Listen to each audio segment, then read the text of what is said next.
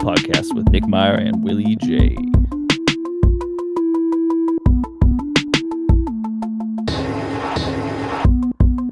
This week we bring you a week 1 recap and a week 2 preview. That includes our nuclear boys, our gut starts, gut checks even, and our sits. I said that wrong. What's up, Willie? What's up, Nick? How's I think you said it right. I'll take it. So week 1 in the books. We actually had the week of football. So now here we are finally, and I mean finally, talking to everybody about actual football that happened, and we're not just prognosticating everything that will happen. Not just speculation for once. Although that is so much fun too. Speculation is fun. One of my favorite things is basically as soon as you start this part of the season, all of that speculation that you gave out, you just move on from it. It doesn't matter anymore. No one's gonna remember it. Yeah, exactly. They'll be like, you always knew that guy was gonna be great. Oh, I'm off camera. There we go. We're back. Okay, so as you can tell, we're doing well.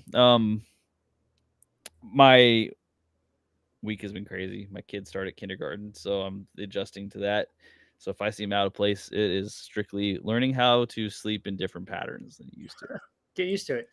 Exactly. It's going to be forever from now on is what I basically hear is I have 13 years of this or whatever. But I am so excited that football's back. I'm so excited that now every single weekend I have something to look forward to here. It is wonderful.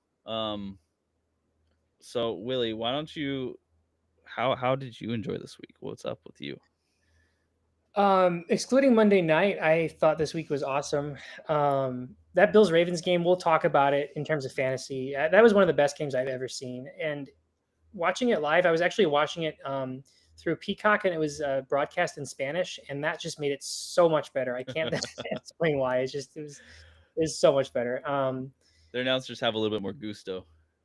It depending on how good a kicker he is or how good other kickers are, if you want your game winner, like seeing Matt Prater out there, I was like, I know that you want Matt Prater. It doesn't matter who's a better kicker. Like you want this guy out there kicking your game winner. Matt Prater's been around forever too.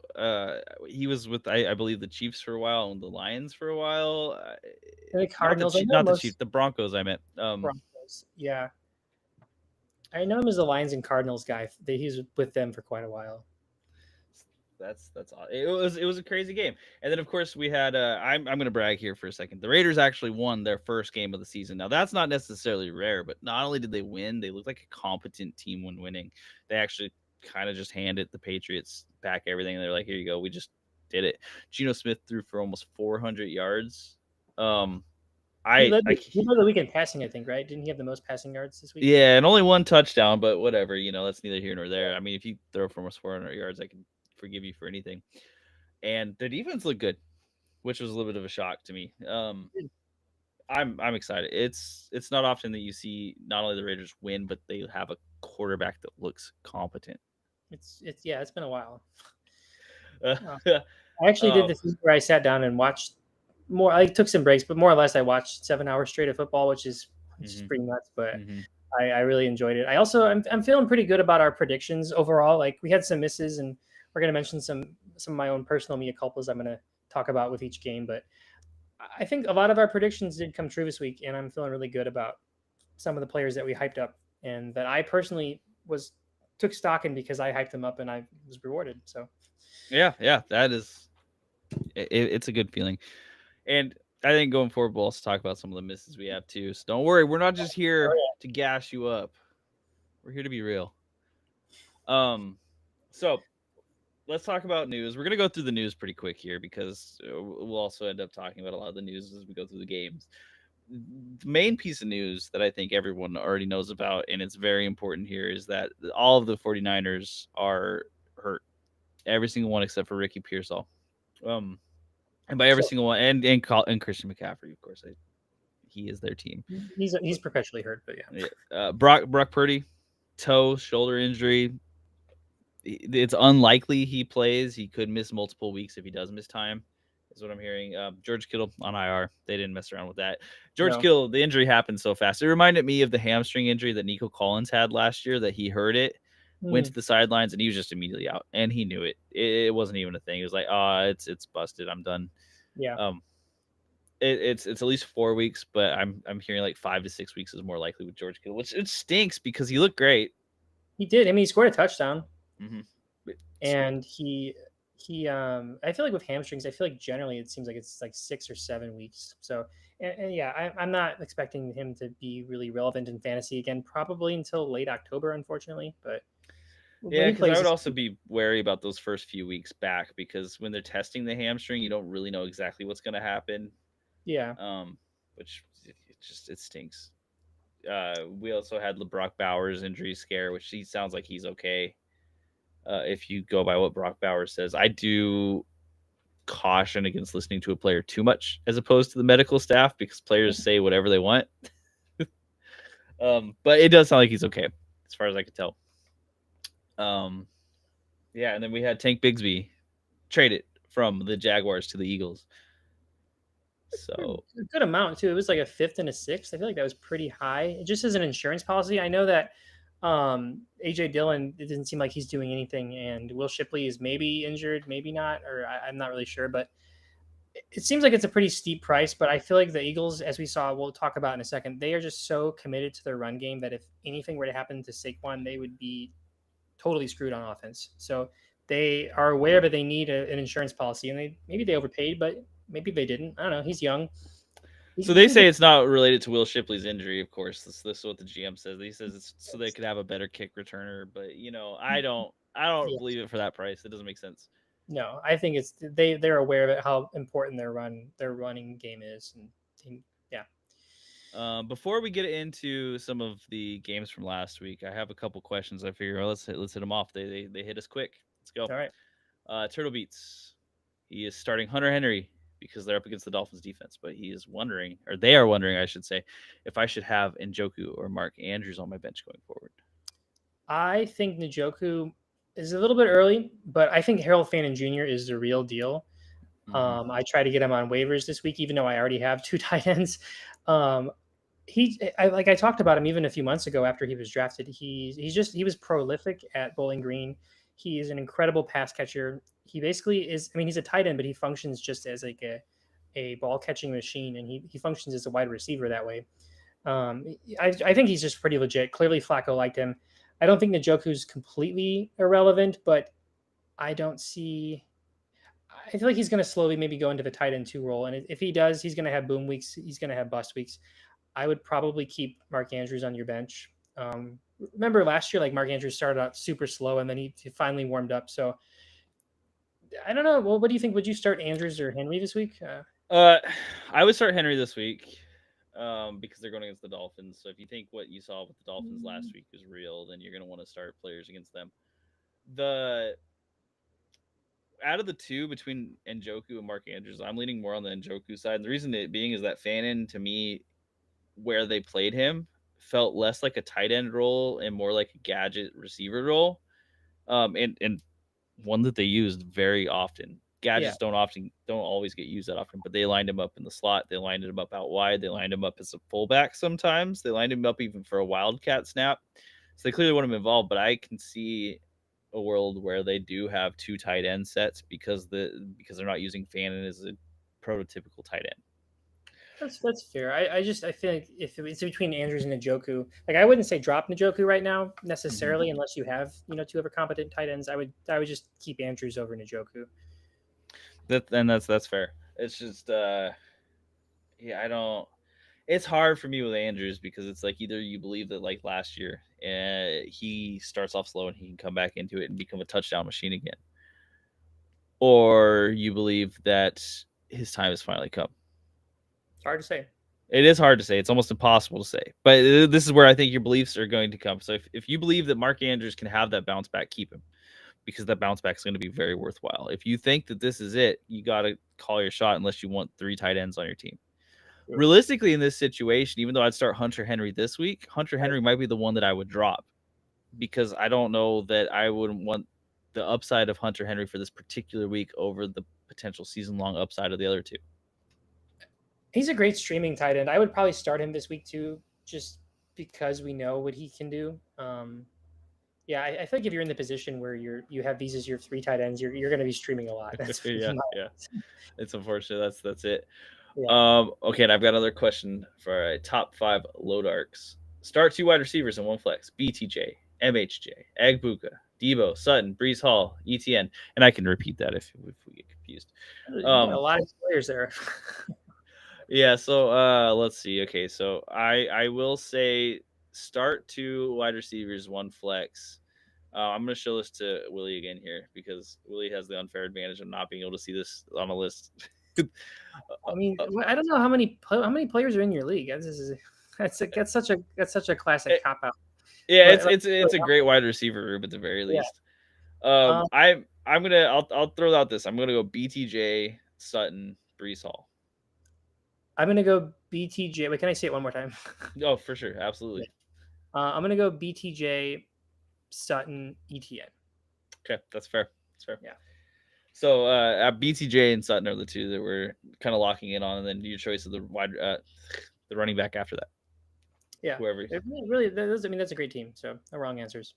Yeah, right. And you could throw Agbuka or Debo in there too. I personally like them a little bit less. I know BTJ did not look great this week, and we'll get into that a little bit more.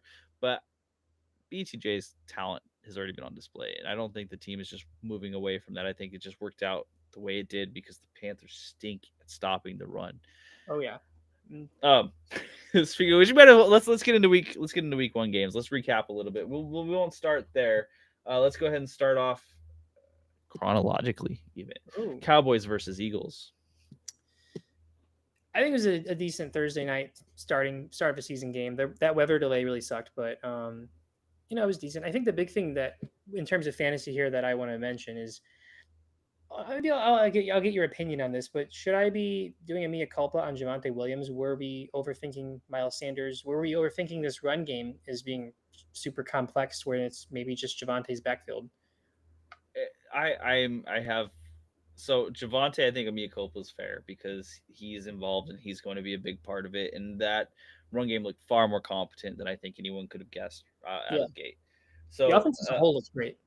So Javonte Williams is clearly a draft day value and should have been treated as such. And he had, I don't want to say he had great runs, but he did have a couple of those classic Javonte Williams runs where he was dragging defenders. And it's been a few years since his injury now. That could matter.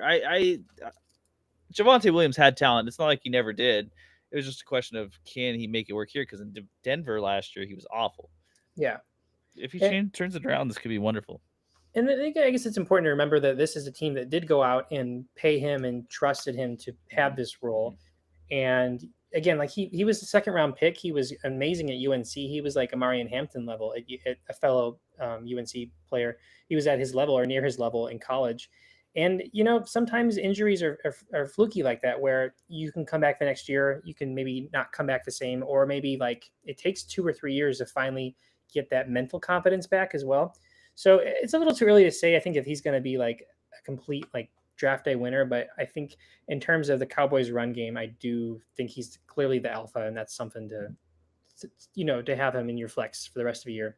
Yeah, and I would agree. He's absolutely the one you want out of this. What I would say is I was a little pleasantly surprised by Miles Sanders' usage.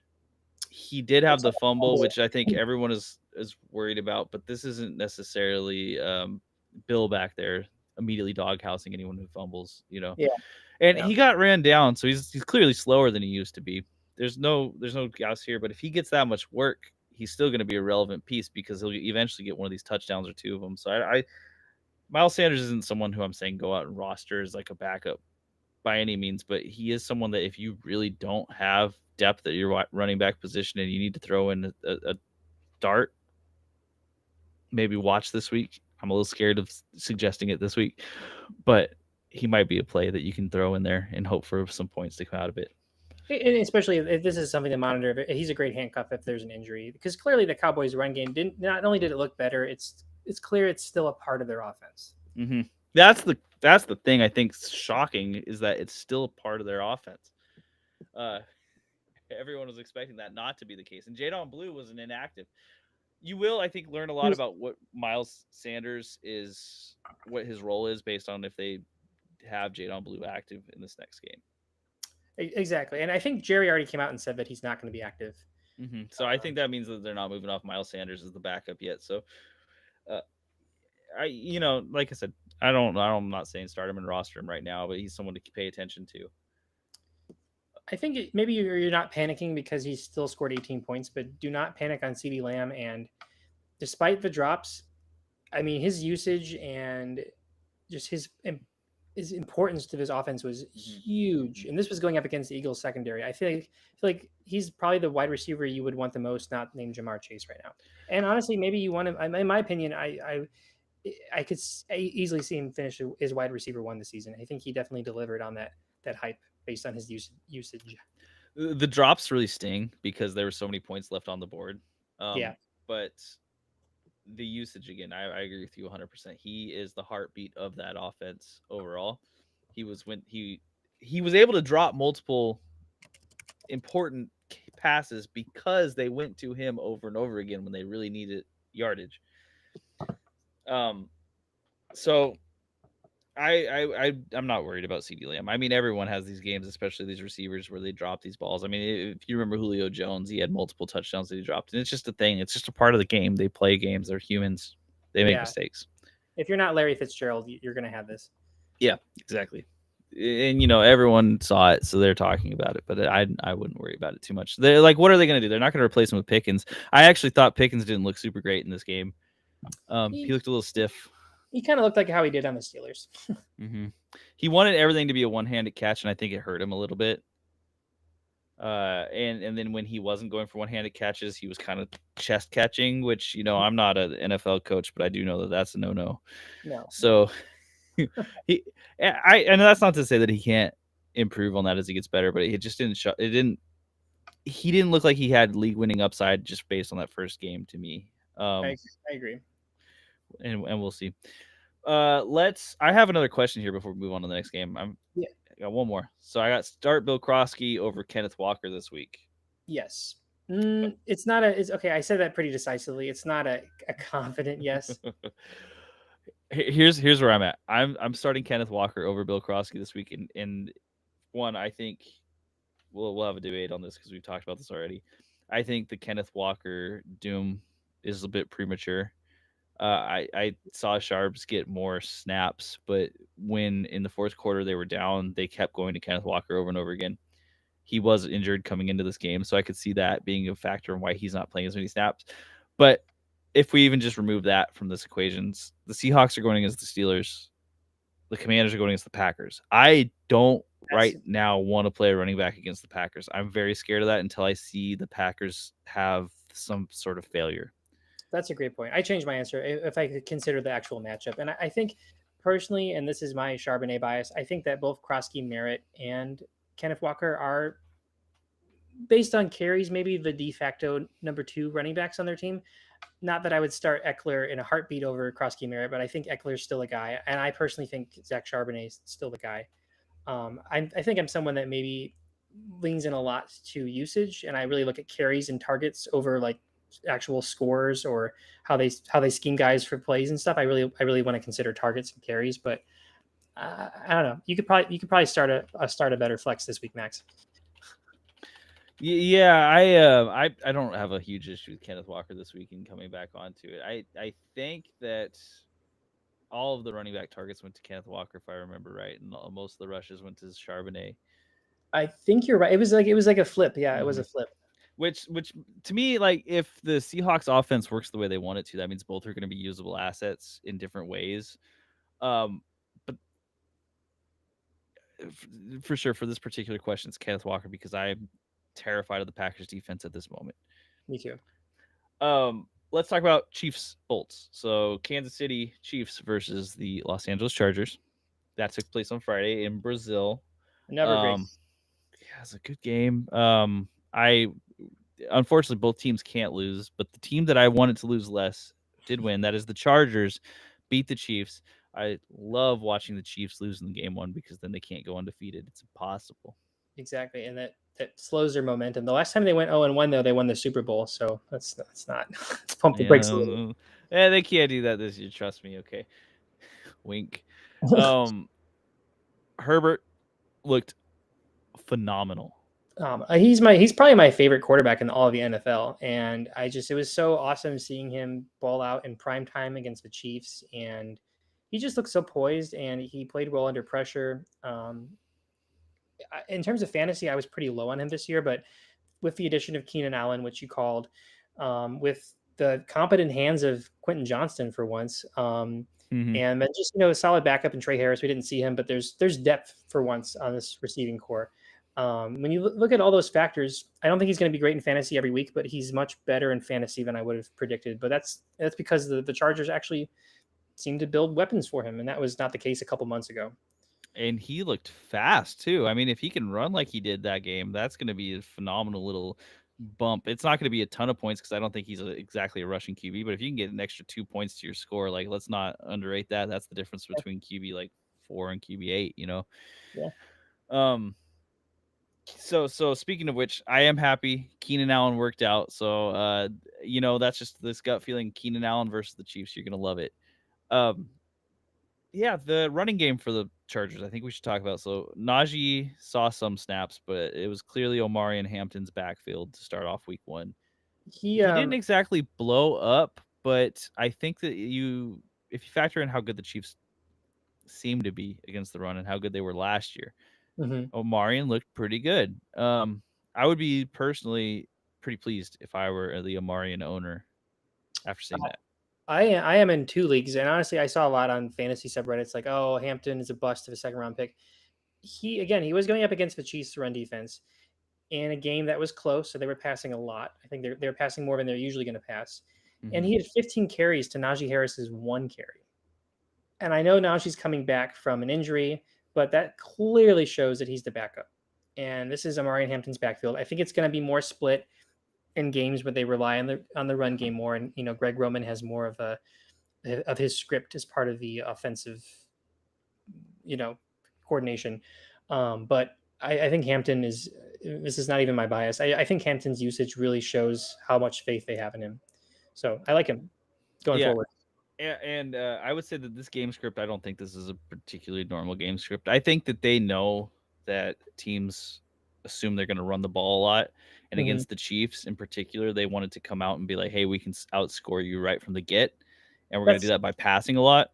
That's what the Eagles did in the Super Bowl, where they were, trying to lock down Saquon. They didn't even consider the passing attack. And that's why the Eagles dominated. Yeah. And the Chargers, they look great on Friday. They came out, and again, Herbert looks so good. If I had Herbert, I would be stoked. He's not going to always score that much, but he looks like he is solid. I think I think Quentin Johnston is overhyped. Don't pick him up. You can if you want, but he's a boomer bust player, and he got 2 touchdowns, and that's why he finished so high. I don't know. What do you think? So I think he's worth picking up for one reason, is that like this is year 3, and if he does manage to string it together, he's going to be a phenomenal piece. But he's not someone who I'd spend the amount I think you would have needed to. And since this is coming out on Wednesday, you already know if you got him or not. If you got him, I wouldn't panic and be like, oh, I messed up. I think he could be a good player, but I also worry that we saw this last year where he would score a couple touchdowns, look phenomenal, and he would disappear for a while. He's going to hurt you sometimes. Yeah. And it's going to hurt bad, probably. Like, we've seen him just completely go targetless, catchless, dropping things. I mean, it doesn't always look good with Quentin. I am just always intrigued by that. But what if? I mean, and his looked so much better after year 1. People wrote him off 100%. And I think in terms of a real life fantasy receiver, a real life receiver, I think he's actually great. I think he's probably going to get a second contract, and he would deserve one. He's playing really, really well. So you can keep going that. Now, Willie, I have a bias against the Chiefs, and this is unfortunate, but it's the truth.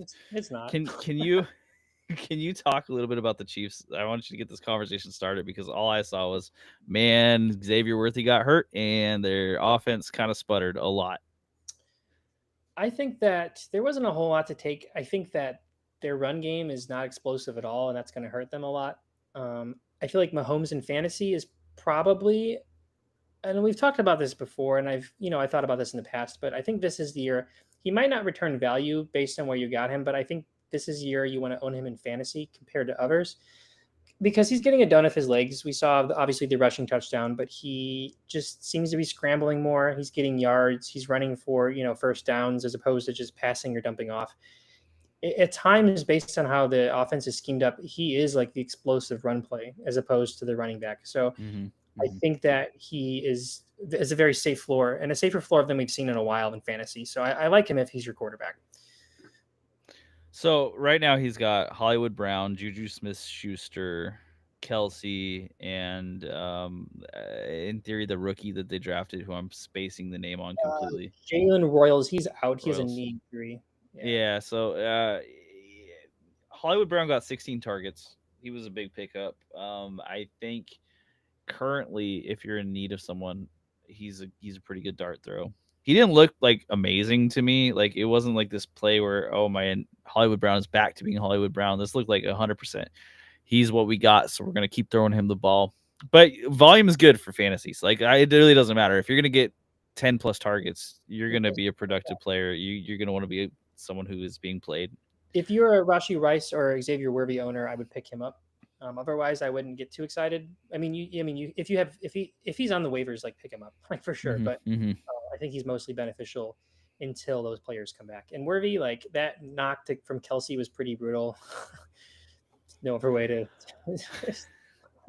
What the Chiefs got to stop doing this. They're taking their second-year players and destroying them. Imagine, spending your entire life playing sports and trying to become this incredible player and getting drafted in the first round. And not saying this is certain, but likely the thing you're going to be most remembered for is being the player that Travis Kelce knocked into oblivion a couple days after getting engaged to Taylor Swift. That's your legacy right now, Xavier Worthy. Yeah, he's either going to come out super nuclear or he's going to disappear. We'll see.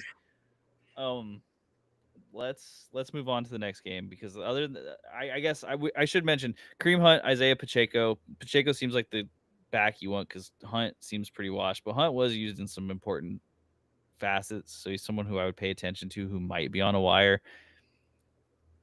He might have gotten drafted too because he had name value for so long, but he might be on a wire. So this is break glass in case of emergency sort of player. Yeah, I think if you have either as your RB2, it's bad. It's bad. Pacheco again. I want to like Pacheco because in theory this offense should be good, but he just didn't look super phenomenal. And maybe the Chargers defense is a little bit better than I'm giving him credit for. But if we see him involved in the passing game, like we know he can be, and especially with Worthy and Rice out, I think maybe there's an opportunity for him to catch 8 passes a game and really be valuable. But it's gonna come from the passing game because he's not very explosive anymore. Yep. Okay. Before we move on to the next, I have another question. Should I start RJ Harvey or Dylan Sampson? Points per carry. Dylan Sampson. So Dylan Sampson, and I will say this: the Browns go against the Ravens, and the Broncos go against. I just had this in my head: the Colts. So Dylan Sampson, I think, is likely the higher ceiling out of the two right now, Yes. because if he's the pass catching back for the Browns, which he definitely appears to be, the Browns are for sure going to be behind to the Ravens, so they're going to be playing catch up. The one argument I would have is if you think the Colts were fake and that the Broncos are still a team that's real and they're going to come out and not hurt, but they're going to blow out the Colts, that might be a case for RJ Harvey. So this is what do you think about these two teams? I would go with Dylan Sampson as well, but the one case you have for RJ Harvey is that the Broncos are going to dominate the Colts. Maybe. I mean, if that's your feeling, I think that I would start Sampson because he's the clear RB1 right now with Judkins not back. And, the Ravens run D in theory is pretty scary, but we saw the Bills run muck over them. So we'll talk about Sampson in the Browns recap, but I like Sampson a lot. I'm starting him this week. So Dolphins Colts. And I think we can move on from this one pretty quick. So the Dolphins, they stunk. They just stunk so bad. Worse than I think.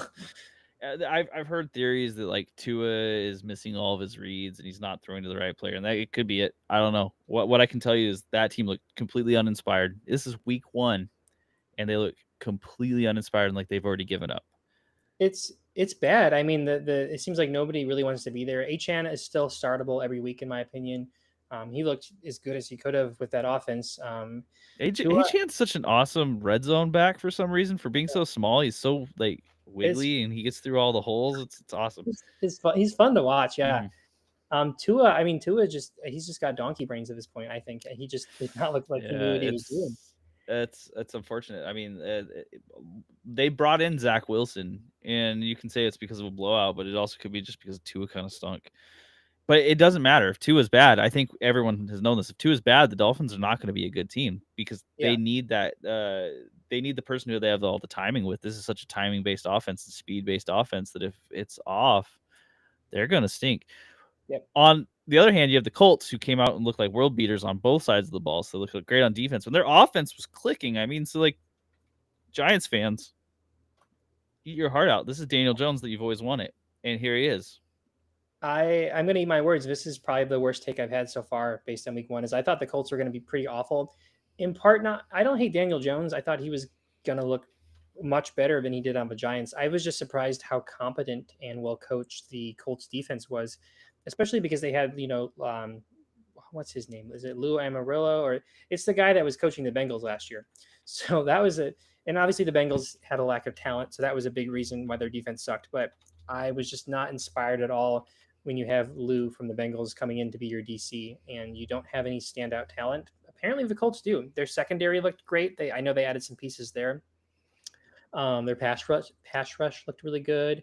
Their D line looked good. I think that the offensive line looked way better than I expected, considering all the pieces they lost.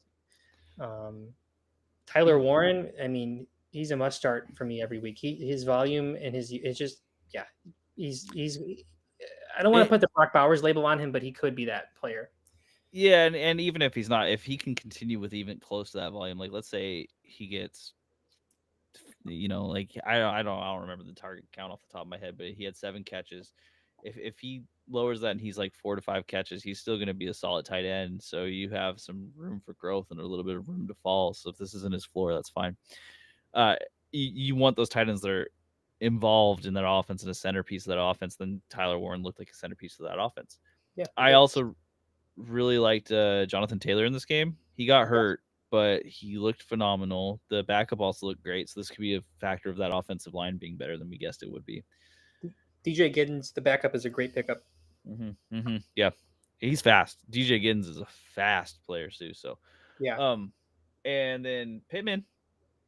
If you buy into Daniel Jones, you should buy into Pittman, because Pittman looked good and Daniel Jones was getting him the ball. I think the thing that really got me is that Daniel Jones' passes weren't just there; they were good. They were good, and this was what was it talk? It was like the first team since 1978 to score on every single one of their possessions. That's what the hell is that? I can't even wrap my head around that. It's crazy to me because I think about when the Dolphins scored 70 points against the Broncos. Did they punt the ball? Are you telling me that they punted the ball? They must have. They must have, or I think maybe there was a turnover or something, but like, jeez. Yeah, the Colts, they looked so competent, and that's wild thinking about where we were in the offseason and how bad they were going to be. Like maybe Anthony Richardson. I was banging the drum, but they're going to be the worst team in the league. I think that they're better than Week 1 Saints last year. Yeah, and that is the issue with the Colts is that you could have this where they're like a 1 or 2 week wonder, and we see them fall apart. But with how they're built, I have a hard time seeing that because when you build with the offensive line, I think good things happen. Yeah. Because you have time to actually develop plays. You don't have to just do all these garbage quick passes and hope for your team's athleticism to beat out another team's athleticism. The one last thing I want to say is that I did not take into consideration the fact that Pittman was hurt last year, and that kind of tanked his value. Also, I wouldn't panic on Josh Downs. I wouldn't get as excited maybe as you would have been, but I wouldn't panic on Josh Downs. 1 week sample size is too small, and they didn't have anyone being taken away by the other team. They were able to hit Pittman. They were able to hit Warren. They were able to get the running game going. We didn't see like a need for Josh Downs to be a centralized part of this offense to help them win. They were going to win no matter what. So yeah, exactly. Fun game. Steelers, Jets. yeah. Let me hear your Fields take.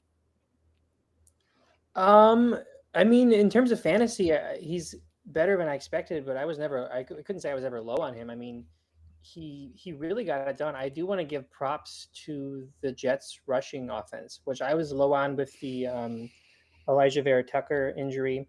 Shout out Armand Membu though, the first round tackle out of Missouri. I watched this video that was specifically just showing his highlights.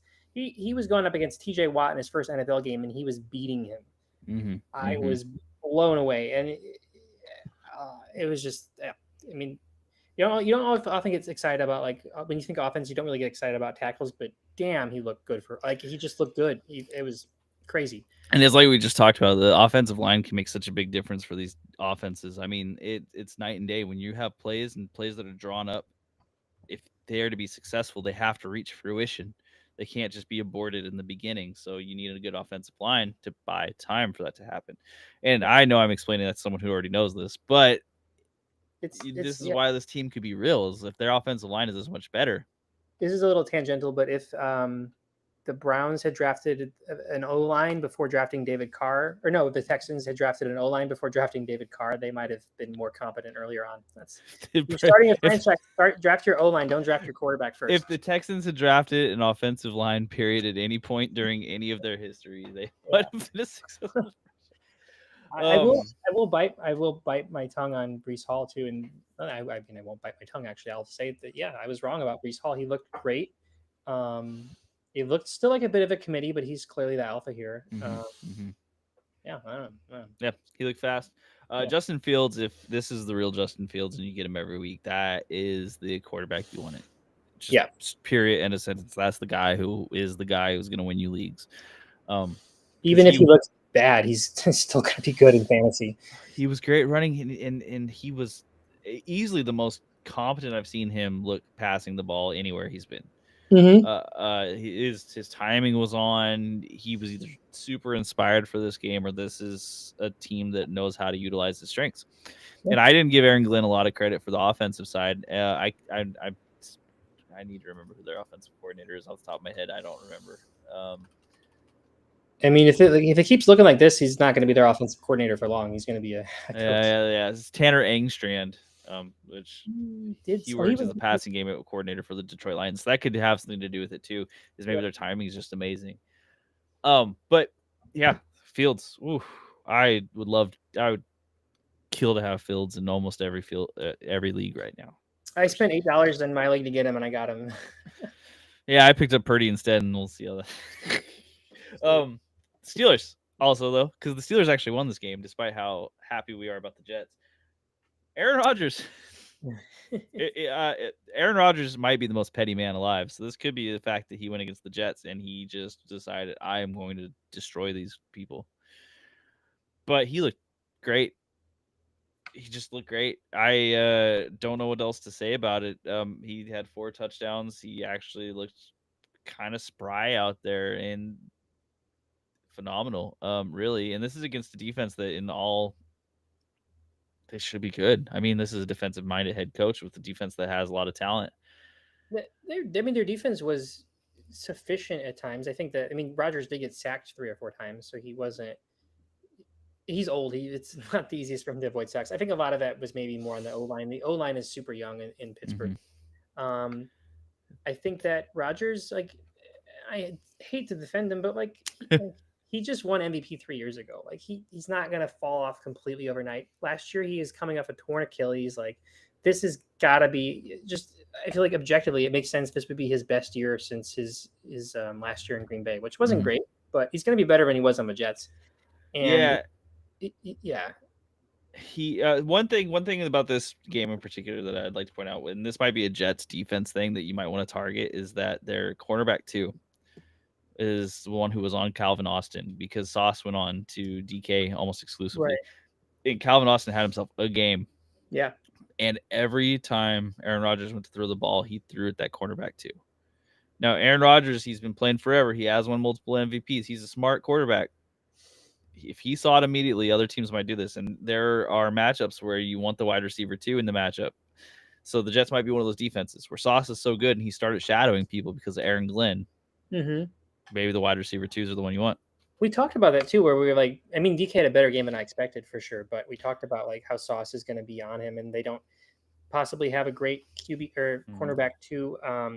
Who did they just lose to the Lions? Ironically, who was it? They lost. Oh, DJ, was it DJ Reed or so? They lost a really good cornerback. And it clearly hurt them almost immediately. Yeah. Yeah, and DK I think had a pretty good game. It wasn't perfect. When he was covered by Sauce Gardner, he only got one pass, but Aaron was able to find him on the few times he wasn't on crossers. Yeah. And you saw DK's athleticism on display, which is also clear that they wanted to get him involved because they found ways to get him the ball a few times. He had fantastic yards after catch. I'm not worried about DK. That was a good matchup or a bad matchup for him, and he still did fine. He didn't blow up, but fine.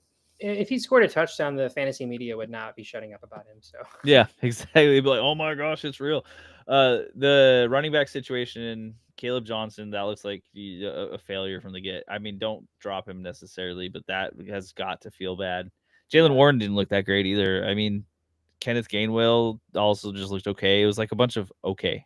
This is a nightmare committee. This is not. I mean, Jalen Warren, like, he has more of a touchdown upside because he catches passes. I don't hate having Jalen Warren, honestly, but I don't know, man. It doesn't lead to a lot of hope. No. Let's move on. Just in the name of time, Panthers Jaguars. So that game had the awful, terrible 1 hour plus delay. Bryce Young looked just awful. Bryce Young scared me immediately because it looked like he did when he got benched. It did, yeah. T-Mac looked fine. I don't think the issues are his fault. I think he's still going to be a fine volume play. He's a clear alpha. Yeah, I think that. I mean, even if Bryce Young is bad, maybe they'll bench him again. I doubt it, but like, if Bryce Young's making completions, they're probably going to T-Mac. So yeah, I mean, and they could bench him again, and you'd have Andy Dalton, so that wouldn't be the worst case for fantasy. But I agree with you. This isn't the year they're going to bench him. If they bench him again, it's got to be game over at this point. Yeah. I still feel like he can come back. Like, I remember at the beginning of last year when they were saying week 1, like, he's a mega bust. This is the worst pick. Like, the Bears fleet, which they did, but and then he came back and like, wow, he's better than CJ Stroud. Like, the Panthers made the right call, and now this is week 1 of year 2 or year 3, and they're like, oh, it's just like, the overreaction of Bryce Young is too much. I would be worried about this offense in general, the depth in terms of depth of pass catchers, but I still like T-Mac. Yeah, and then you got Chuba, who's going to get good volume, almost regardless. The Chuba, I think it lowers his ceilings if you believe Bryce Young is not going to be great. Because if Bryce Young is not great, they're not going to have many red zone opportunities. But he's still a startable asset. Yeah, I like him. And then the Jaguars, they're an interesting team for sure this week. So you have the Travis Etienne, who went off, just had a phenomenal game. I think this is. I think this is the real deal. We were talking earlier about how you were suggesting just take a shot on one of these Jags running backs. One of them's going to hit, and I think it became clearer and clearer that it probably was going to be Etienne because of his pass catching upside. And then last week when I just remembered that like he finished his RB3 2 years ago, that's when I was like, oh, this is legit, and I think he's legit. I am. And he looked great. Now there's this week might have been maybe a slight mirage just because of how bad the Panthers run defense is. I don't think that you're always going to have like nearly 10 yards per carry. Yeah. Like that's an impossible thing to continue. But we've seen Liam Cohen. He can produce RB1 seasons, and if Travis Etienne is this guy, he's going to do great. Now, what I was particularly paying attention to, because I have Travis Hunter in a lot of places, was this Hunter and Brian Thomas Jr. And I wouldn't say that it went particularly well for either of them. Trevor Lawrence, to me, did not look very good. I think there is the facet that the delay may have hurt them, and that's kind of an angle everyone's taking. I am a little worried about it because if he looks like that over and over again, it's going to be hard to have sustained fantasy relevance for any receivers. Travis Hunter was a volume play. Yeah, he was. He did get a lot of volume. 6 for 33. That's just one of the grossest stat lines you can see. I didn't watch enough of his game to get an understanding of why he had so few yards per catch, but yeah, They were trying to get him involved, but they weren't going downfield. I think that regardless, I think we can maybe wait and see on T-Law. I think that the reason that the receivers were underutilized was because the run game was just so obvious with his Panthers run defense. You can just run the ball and win. You don't even have to be up. And that was the thing. Like Brian Thomas, he scored a touchdown, so it wasn't like a complete failure of a day, even though receiving wise it was, because the touchdown he scored was on an end around. It was a rushing attempt. Yeah. This Panthers defense might just continue from last year. You just want to start any running backs against them very clearly because they just don't know how to stop the run at all. Yeah. Which, to the credit of T-Law here, that hurts the pass because the run is so good that you just don't need to do it. It just doesn't matter. Yeah. So I'm not panicked on any of the Jaguars receivers. I don't love what I saw, but I'm not panicked on them. If you have someone in your league who is panicked on them, maybe try to go get Brian Thomas for the cheaps. I think he's gonna be. I think he's gonna be great this year. I'm still high on him. Also, I like the idea of picking up Bashal Tutin. Like as great as ETN is and how he seems to have command of his backfield, like Tutin has the opportunity to be like maybe one of Cohen's favorite pieces, and Bigsby's gone. Like just consider it. You know, if he's there. Cardinals Saints. This is the Cardinals won 20, Saints 13. I actually thought the Cardinals didn't look great. Their defense was a little underwhelming. I had pretty high expectations for their defense, and it was a little underwhelming. Offensively, their O-line looked pretty disappointing. Yeah. I didn't love this game from them. The running back split between James Conner and Trey Benson was it worked out well, I think, definitely for Trey Benson, and it wasn't super awful for James Conner this particular week. I do worry that on more competitive games that could get a little bit ugly. But that's neither here nor there for this week. It's good if you want value and Trey Benson is out there. Trey Benson's clearly going to be a part of this offense. He's no longer just a handcuff. He might have some actual flex value just in general. Yeah, I think, and especially if Connor goes down and they have easy matchups, he's going to be an easy RB1, RB2 every single week. He had that nice 69-yard run that was like by far like it tripled his longest of his career or something like that. So he looked good. Not expecting that every week, but I mean, yeah, and Connor's still Connor. Yeah, Trey McBride unfortunately continued the getting tackled within the 5-yard line instead of scoring a touchdown trend. I just don't know how it keeps happening. It's like he's kind of allergic to the end zone. He still looked great though. He got so much volume. He did. So much volume. He's just you're not going to be sad with Trey McBride. There's no issue. You just at some point he has to score touchdowns. It has to happen. I was like, oh my gosh, they're going to do this in the first game, and he still got tackled. It was hilarious. Marvin Harrison Jr. looked okay. I don't want to say he looked amazing. He did look okay. I'm not exactly worried about him. I wish I saw more. But touchdown inflated his value or inflated his performance. And then outside of that, Michael Wilson. I didn't see anyone that I really. Kyler's going to be okay. Kyler was running more. It didn't look super great. You do want Kyler running if you want him for fantasy. So if this is part of the game plan, that might actually bode pretty well for the future.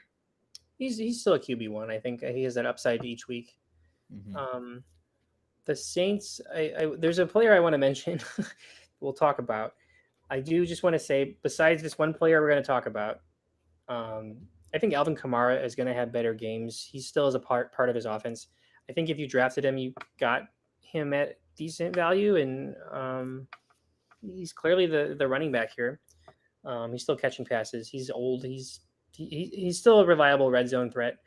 Rattler passing 48 times is bonkers, but I think this is the strategy now, right? Get Rattler to 45 passes. I don't think that's an indictment of the run game and their lack of confidence in it. I think it's just that they were just passing the ball for some reason. I think that they're gonna run the ball a lot, and that doesn't even matter for Kamara because he's a pass catcher. Yeah, and this was a weird game for him. So he had 11 rushes, 45 yards, and a touchdown, and then 2 receptions only with only 2 targets. I feel like that's an outlier for sure. I think so too, especially because the guy we're going to talk about here is. I'm going to ask you if he's legit or not. He got 11 targets for 8 reception in Juwan Johnson. Tight end So, 1. Juwan Johnson, as a player in the past, I might have said no to this, but I think there's something here because of Kellen Moore. Okay. Kellen Moore does use tight ends. We saw it with Dallas Goedert on the occasions last year when Dallas Goedert was healthy in there, and he ended up being a pretty sizable piece of the offense at times, especially when they were passing. And I think that this team doesn't have a ton of receiving talent. I mean, like Rashid Shaheed, I haven't seen him do it with anyone that's not Derek Carr, so I can't really speak to that. Chris Olave had a he had a pretty good game, honestly, for what you would have expected from Olave. Mm-hmm. I don't see any reason why Juwan Johnson can't be the second target in this offense. And it's an offense that I think in theory should be down very often. And you could see how Rattler just looked to him in the end zone and how. And I think I mean, Juwan Johnson's been around for a minute. I think he even went to Oregon. So we've seen him flashes of him in fantasy in the past, and I think usually it's because he's had either Taysom Hill's been out, so there's talk of him, getting a bigger role, or it's been because he's gotten touchdowns, and I think that he has a decent touchdown upside in comparison to other tight ends you would pick up off the waiver. I have a question about Juwan Johnson. Yeah. So let's go ahead and ask it here. Jonnu or Juwan Johnson? I think Juwan. Probably this could be matchup dependent if it's for this week. I don't remember who the Saints are playing. So the Saints this week are queued up against. We'll find out one of these. It's the 49ers. Okay. And the Steelers are going against the Seahawks. The Steelers, Aaron Rodgers spread the ball around so much. Like I called that Jonnu Smith touchdown last week, but that was kind of luck. I don't think he was targeting Jonnu any more than other players on the field. And if Rattler's still starting and he clearly loves Juwan Johnson, there's the targets are there. Yeah, and I think so. Personally, I go with Juwan because I think with what we saw here, and again, what I said about Kellen Moore, I would like to give this another shot. I'm willing to jump in on this one, especially when your competition's Jonnu Smith. Because Jonnu Smith, he will get some usage, but there's no guarantee it's a touchdown. And if Jonnu Smith doesn't have a touchdown, you're not overly excited about his week. Exactly. So you might as well chase what happened with the volume this week and see if that can happen again. Because volume with the tight end, it's king. You want the volume because with the volume comes touchdowns eventually, unless you're Trey McBride. Yes. And so I'm going with Juwan Johnson on this side. Me too. Easy. Yeah. Anyone else from the Saints you want to talk about? Like Olave had a pretty good game. It wasn't like phenomenal, but it was good. It was okay. Yeah, I mean, if he stays healthy, he could be decent. I just don't. Yeah, I'm taking into consideration where you drafted him, and I just hate where he was drafted. Yeah, he did have 13 targets, and then Shaheed had 9. This is the Spencer Rattler passing 45 times effect, though. I don't expect. I think that's an outlier. Yeah, and I think that Kamara not getting the targets, he only had 2, is also an outlier. I think that this might be there could be something here with the Cardinals defense that we're not looking at. Like maybe their linebacker group is particularly strong, so they're trying to target the cornerbacks. I don't know. This isn't something that I'm confident in saying after week 1, but it is something that maybe this is just what the game plans are going to look like to try to beat the Cardinals. He didn't look washed. That's all you can really hope for. Yeah. I have another question. I have Keyshawn Boutte on my team and Jaden Reed on waiver wire. Do I go get Jaden? This is okay. I'm gonna say stick with Boutte for now because Jaden Reed was part of the Green Bay wide receiver rotation, and I think he had the lowest snap count out of anyone on that wide receiver team, and he is dealing with the fracture in his foot. I think that's why he had the lowest snaps. But yeah, even so, the Patriots receiving core is pretty ambiguous. We don't really know, but I mean, I don't know. Boutte, like he was getting targeted a lot. He delivered on on those targets. In terms of upside, I would definitely start Booty. I would just hold Booty. I wouldn't drop him for Jaden Reed. Yeah. I think I don't see necessarily if the Packers wide receiver room is going to be similar to they were last year, and it looks like from the first game that's what they want, and it works for them. So why would they change it? Yeah. The upside on Jaden Reed is going to be too hard to chase. You're Yeah. not going to be able to figure this out. Like he got a touchdown this week. It could be 4 weeks until he gets his next touchdown. Whereas Keyshawn Boutte, although it's not guaranteed, he could emerge as the alpha there because we like Diggs, but I don't have an issue with seeing a young wide receiver still emerge to be the number one target for Drake May. I do want to say Keyshawn Boutte real quick. He was drafted the year before Drake May, and he played at LSU. And I think in like 2022, he was hyped as being like I think he was a 5-star, and he was hyped as being a potential first-round talent. His last year at LSU, he had some off-the-field stuff, and he just had a really bad year, so he fell to the 7th round. Regardless, he has 5-star talent and pedigree coming into college, so he definitely has that alpha potential. So. Yeah, so it's not a sure thing, but I think if you are looking at season long, even next week maybe, I think I'm with Boutte right now. Yeah, I need to see something shake up in the wide receiver room for the Packers before I feel more confident in Jaden Reed. It went exactly how I think I wouldn't want the Packers game to go for me to feel confident in a receiver. Is that they won, they looked phenomenal, and none of these receivers popped off the page. Yeah. They all were there. They all were involved again, and you saw every single one of their faces, and it's like, oh, it just works. What are you gonna do? What are you gonna do? Giants 6, Commanders 21. In what might be the worst game that I watched this week. Brian Dable and his aviators standing there watching Russell Wilson just unwilling to throw a ball.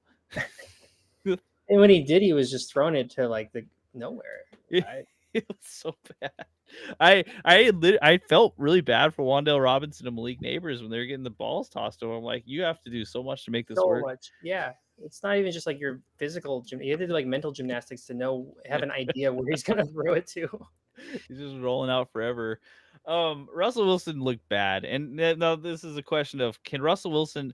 I know he's been bad for a few years now, but I am so convinced at this point that this is a Giants thing and not a Russell Wilson thing. Yeah. That the combination of Russell Wilson and the Giants is just awful because Russell Wilson looked worse than Daniel Jones did last year. Oh, yeah. Yeah. And, of course, Daniel Jones last year looked like the worst quarterback of all time. So we're in a bad spot.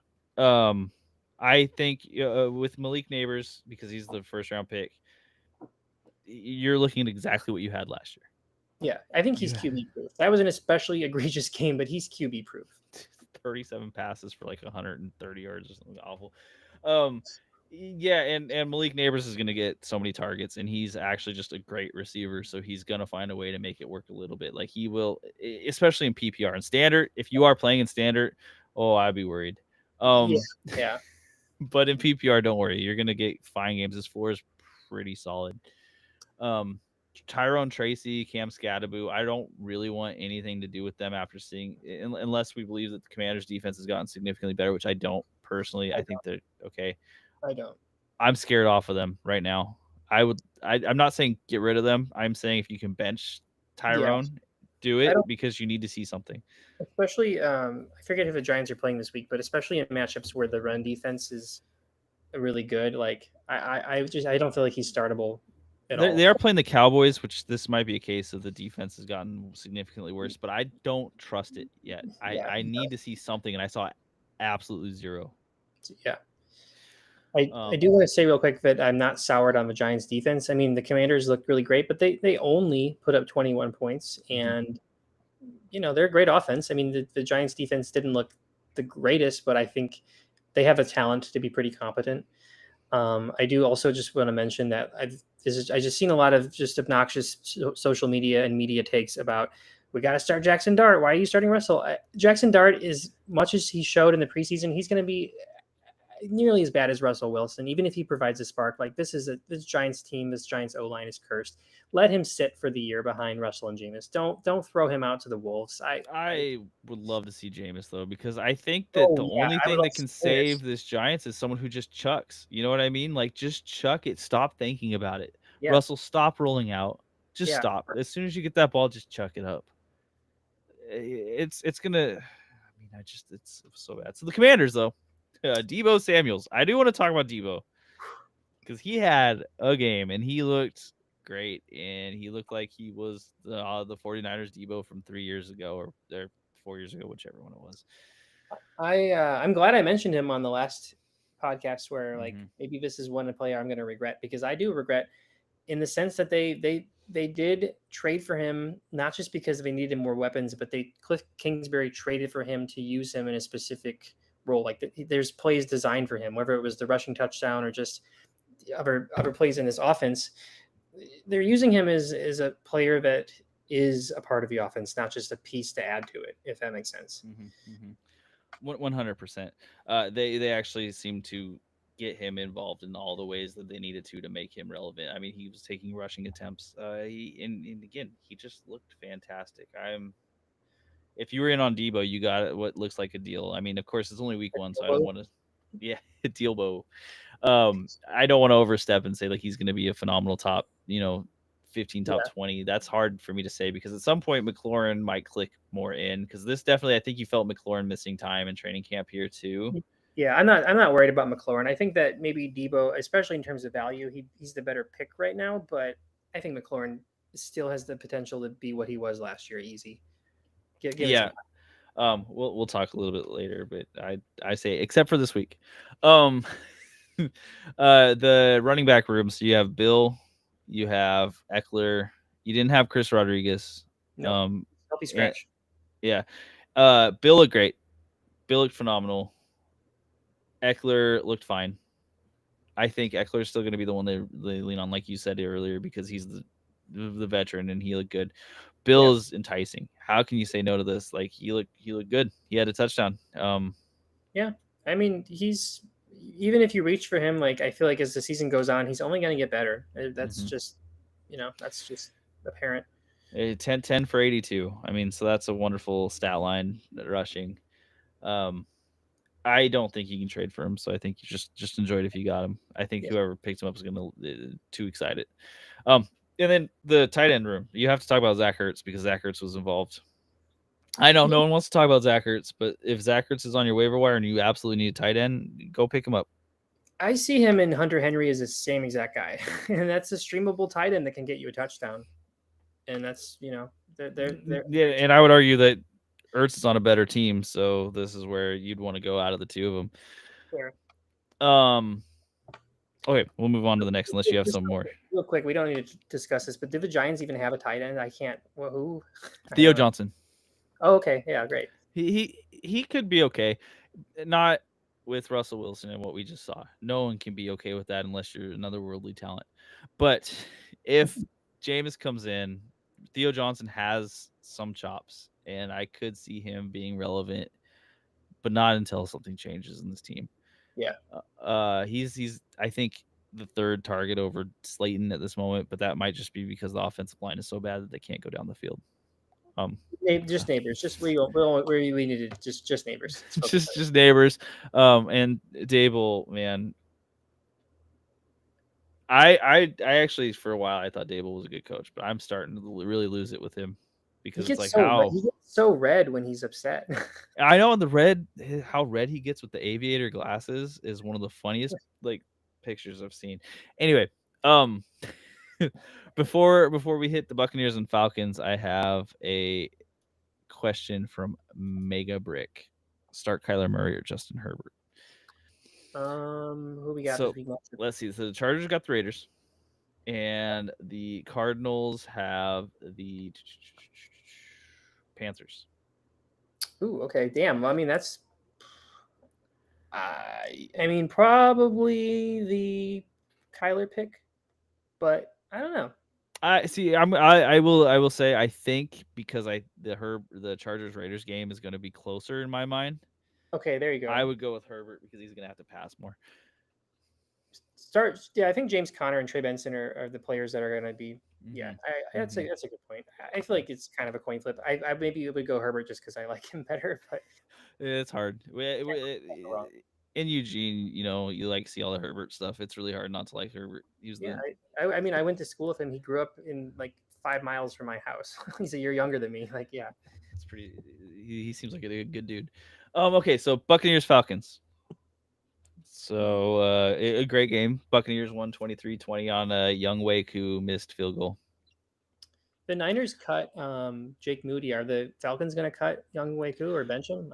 They are bringing in kickers for competition, which to me says they're going to cut him. Yeah. They just don't have someone to replace him yet. Yeah, which stinks for all the fun fantasy names that we had for a while. Also, Q was pretty good. It might be a little bit reactionary. I don't remember how he finished off last season. He might have missed a bunch in a row. He was down, but yeah, I mean that game losing kick that was brutal. I think it was only from like 40 yards or something too. I don't know. It was still Drake London might have gotten hurt. Yeah, I think he got a shoulder thing. Yeah, and I don't know if he's going to miss time yet, unfortunately, because I think Michael Penix looked pretty good. I don't have for me, this game went exactly kind of how you'd expect, except for Kyle Pitts was better than I want to admit. Kyle Pitts actually, I'm cursed for saying this. Kyle Pitts actually looked pretty good. I mean, he got the targets. I think that excluding Bijan, he's I think Kyle is the wide receiver too on this team. And is that sustainable every week? I don't think so. I don't think he has the involvement as like a Trey McBride or a Tyler Warren, where you see so much volume that he's worth starting every week. I feel like you could do worse with him as your tight end. He probably is going to have the best year since his rookie year, and that's not saying a whole lot, but you could have done worse as your tight end if you drafted him. Yeah, and it's like we haven't really seen like a competent offense with a competent quarterback around Kyle Pitts at any point. We saw Michael Penix last year, but it wasn't the same. It was a small sample size, yeah. Yeah, so maybe this is actually something that is going to click. I have no faith in it, but I do want to say it. Drake London looks like who we thought he was, though. He looks great. Bijan, I actually missed the beginning of the games. I started watching at 10:30, and I looked at my fantasy app, and Bijan already had 10 points. So I was like, okay, let's go. Yeah. A lot of that was off that one run, that one pass. It's like a 50-yard run. But still, he's so involved in this offense. But the thing with the Falcons is there's not a lot to say because I think it kind of just went how you would expect it to go. And that's fine for fantasy. You already know where you got. If you picked up London, you picked up Bijan, you're going to be able to play them if they're in, and you're going to enjoy it. Kyle Pitts is a little bit of a question mark, and then Darnell Mooney didn't play that week. He might not play this week. If he plays, he could be a fine addition. He'll cap Pitts' upside once he's back, and I think that if you're considering starting Michael Penix, don't. I think that he looked really good as a quarterback, but his fantasy numbers were very inflated because of the rushing touchdown. Now the Buccaneers, on the other hand, so Baker Mayfield had a great game. He just continued on where he left off. In theory, he could be the NFC Offensive Player of the Week if it weren't for J.J. McCarthy. Bucky Irving wasn't having a game until he scored a touchdown at the end. So that was interesting. I think Bucky's game looked a little bit... I wasn't overly excited by it. 16 for 63 and a touchdown is fine, but until he had that touchdown, it was not looking strong. How many carries did he get though? Let's see. Oh, did I'm sorry. 14 for 37. Okay, so if they're running the ball, they're running with Bucky though, because Rachaad White only had 2. Yeah, but the receiving yards, terrible. 4 receptions for 8 yards. It was that touchdown again that saved the day, because other than that, it was not particularly strong. I still feel like maybe they're easing him into the offense more. He still played so many snaps, but maybe a little bit less than what we wanted to see. Yeah, that's the thing. It's less than we wanted to see. I'm not necessarily worried about him. I think you got what you needed, and better days are ahead. Yeah. Now Mike Evans didn't have a great game. That one didn't feel great because I really wanted him to have a fantastic game. He still had the targets. He was getting covered by Terrell. Where you do want to look is Emeka Egbuka. And he had the 2 touchdowns. He looked great. He was finding the seams, and Baker found him. Mm-hmm. I am not ready to say that this is even close to what the production we're going to see from Emeka going forward. Yeah. However, this is very it's got to feel good to see this because this shows that he has the talent to capitalize on the opportunities he gets. I just don't know that these are always going to be the sort of opportunities he's going to get. Yeah, I mean, and once Godwin and McMillan are back, it's going to look different. But I mean, that's exactly like he can capitalize on opportunities, and he did. Damn, because he had 6 targets. Mike Evans had 8. So yeah. Emeka comes out looking at the wide receiver 1 in fantasy, but involvement, you're still seeing Mike Evans getting more. I think both are startable for now, though, for sure. And then I don't remember K. Dotton at all in this game. I don't. He's over. Yeah. So not overly shocking. We're happy to see Emeka Egbuka score touchdowns because that means if you picked him up where he was being drafted, you just gained value on your team. Yeah. In theory, if you could get like a really sweet deal for him right now, and now might be the time coming off a 2 touchdown game in week 1. Now I don't always say that that's the best thing to do because sometimes you're selling away players that are going to be top 20. And oops. If you could get him for Brian Thomas Jr., though, that's something. Yeah, exactly. Yeah. And people will do it because Egbuka was that guy who kind of rose up a little bit late in drafts. People are excited about him. Yeah. Okay, so we are on to Bengals Browns. I do have another question. We're gonna push through after this pretty quick because we're running a little long. I'm gonna. So this is Harold Fannin, Kyle Pitts, Dalton Kincaid, or should I drop any of them to have an open spot? I'm gonna go ahead and say you don't have an open spot. There's no reason to have an open spot. What was that? What does that question mean? Have an open spot? Like, yeah, I think an open spot on your roster. I want to adjust this question just real quick. You don't need an open spot. You can drop players whenever you want to. Yeah, it's better not to have open spots. It's like an opportunity cost thing. If you have an open spot, that's a player that could have broken out on your bench, and then you'll have to get him later. Yeah, Harold Fannin for sure. Drop him, you say? No, keep him. If you're choosing between those, definitely keep him. If you have all 3 of them, you should reevaluate your tight end room a little bit. Kyle Pitts is the most droppable out of those to me. Maybe Dalton Kincaid. It's close. It's like a 50-50 between those 2. I keep Fannin. Yeah, for sure. Okay, Bengals Browns. 17-16. Bengals beat the Browns. Pretty much no one on the Bengals had a good day. Chase Brown got a touchdown. He did, and he showed that he has that RB1 overall upside. I think he's legit. He's a big part of his offense. Yeah, because even in this game where the Bengals once again they started off looking like garbage in week 1, and I shouldn't say garbage, but they did not look good on offense. And this could be the Browns defense is really good. I tend to look at this as saying the offensive line for the Bengals once again looks like the offensive line for the Bengals. That sequence where Burrow got sacked 3 times in a row, it was bad. It's just they looked incompetent. I wouldn't panic on any of the players here, like Burrow or Chase or Higgins. Don't panic, but like we should have known this. We should have known, but they're bad every beginning of season. They're not. The Bengals in September is like the opposite of Kirk Cousins in October. Starting a couple players for a couple drives in the preseason didn't drastically change the makeup of the team, unfortunately. No, the Browns though, there's some interesting nuggets here. If Joe Flacco continues to start for the Browns, we have a team. I want to say okay. I'm glad as a Dylan Sampson owner, but what the hell is going on? 10 targets, 10 receptions, and he's the RB1 in carries. Like he went off. He was RB9 this week.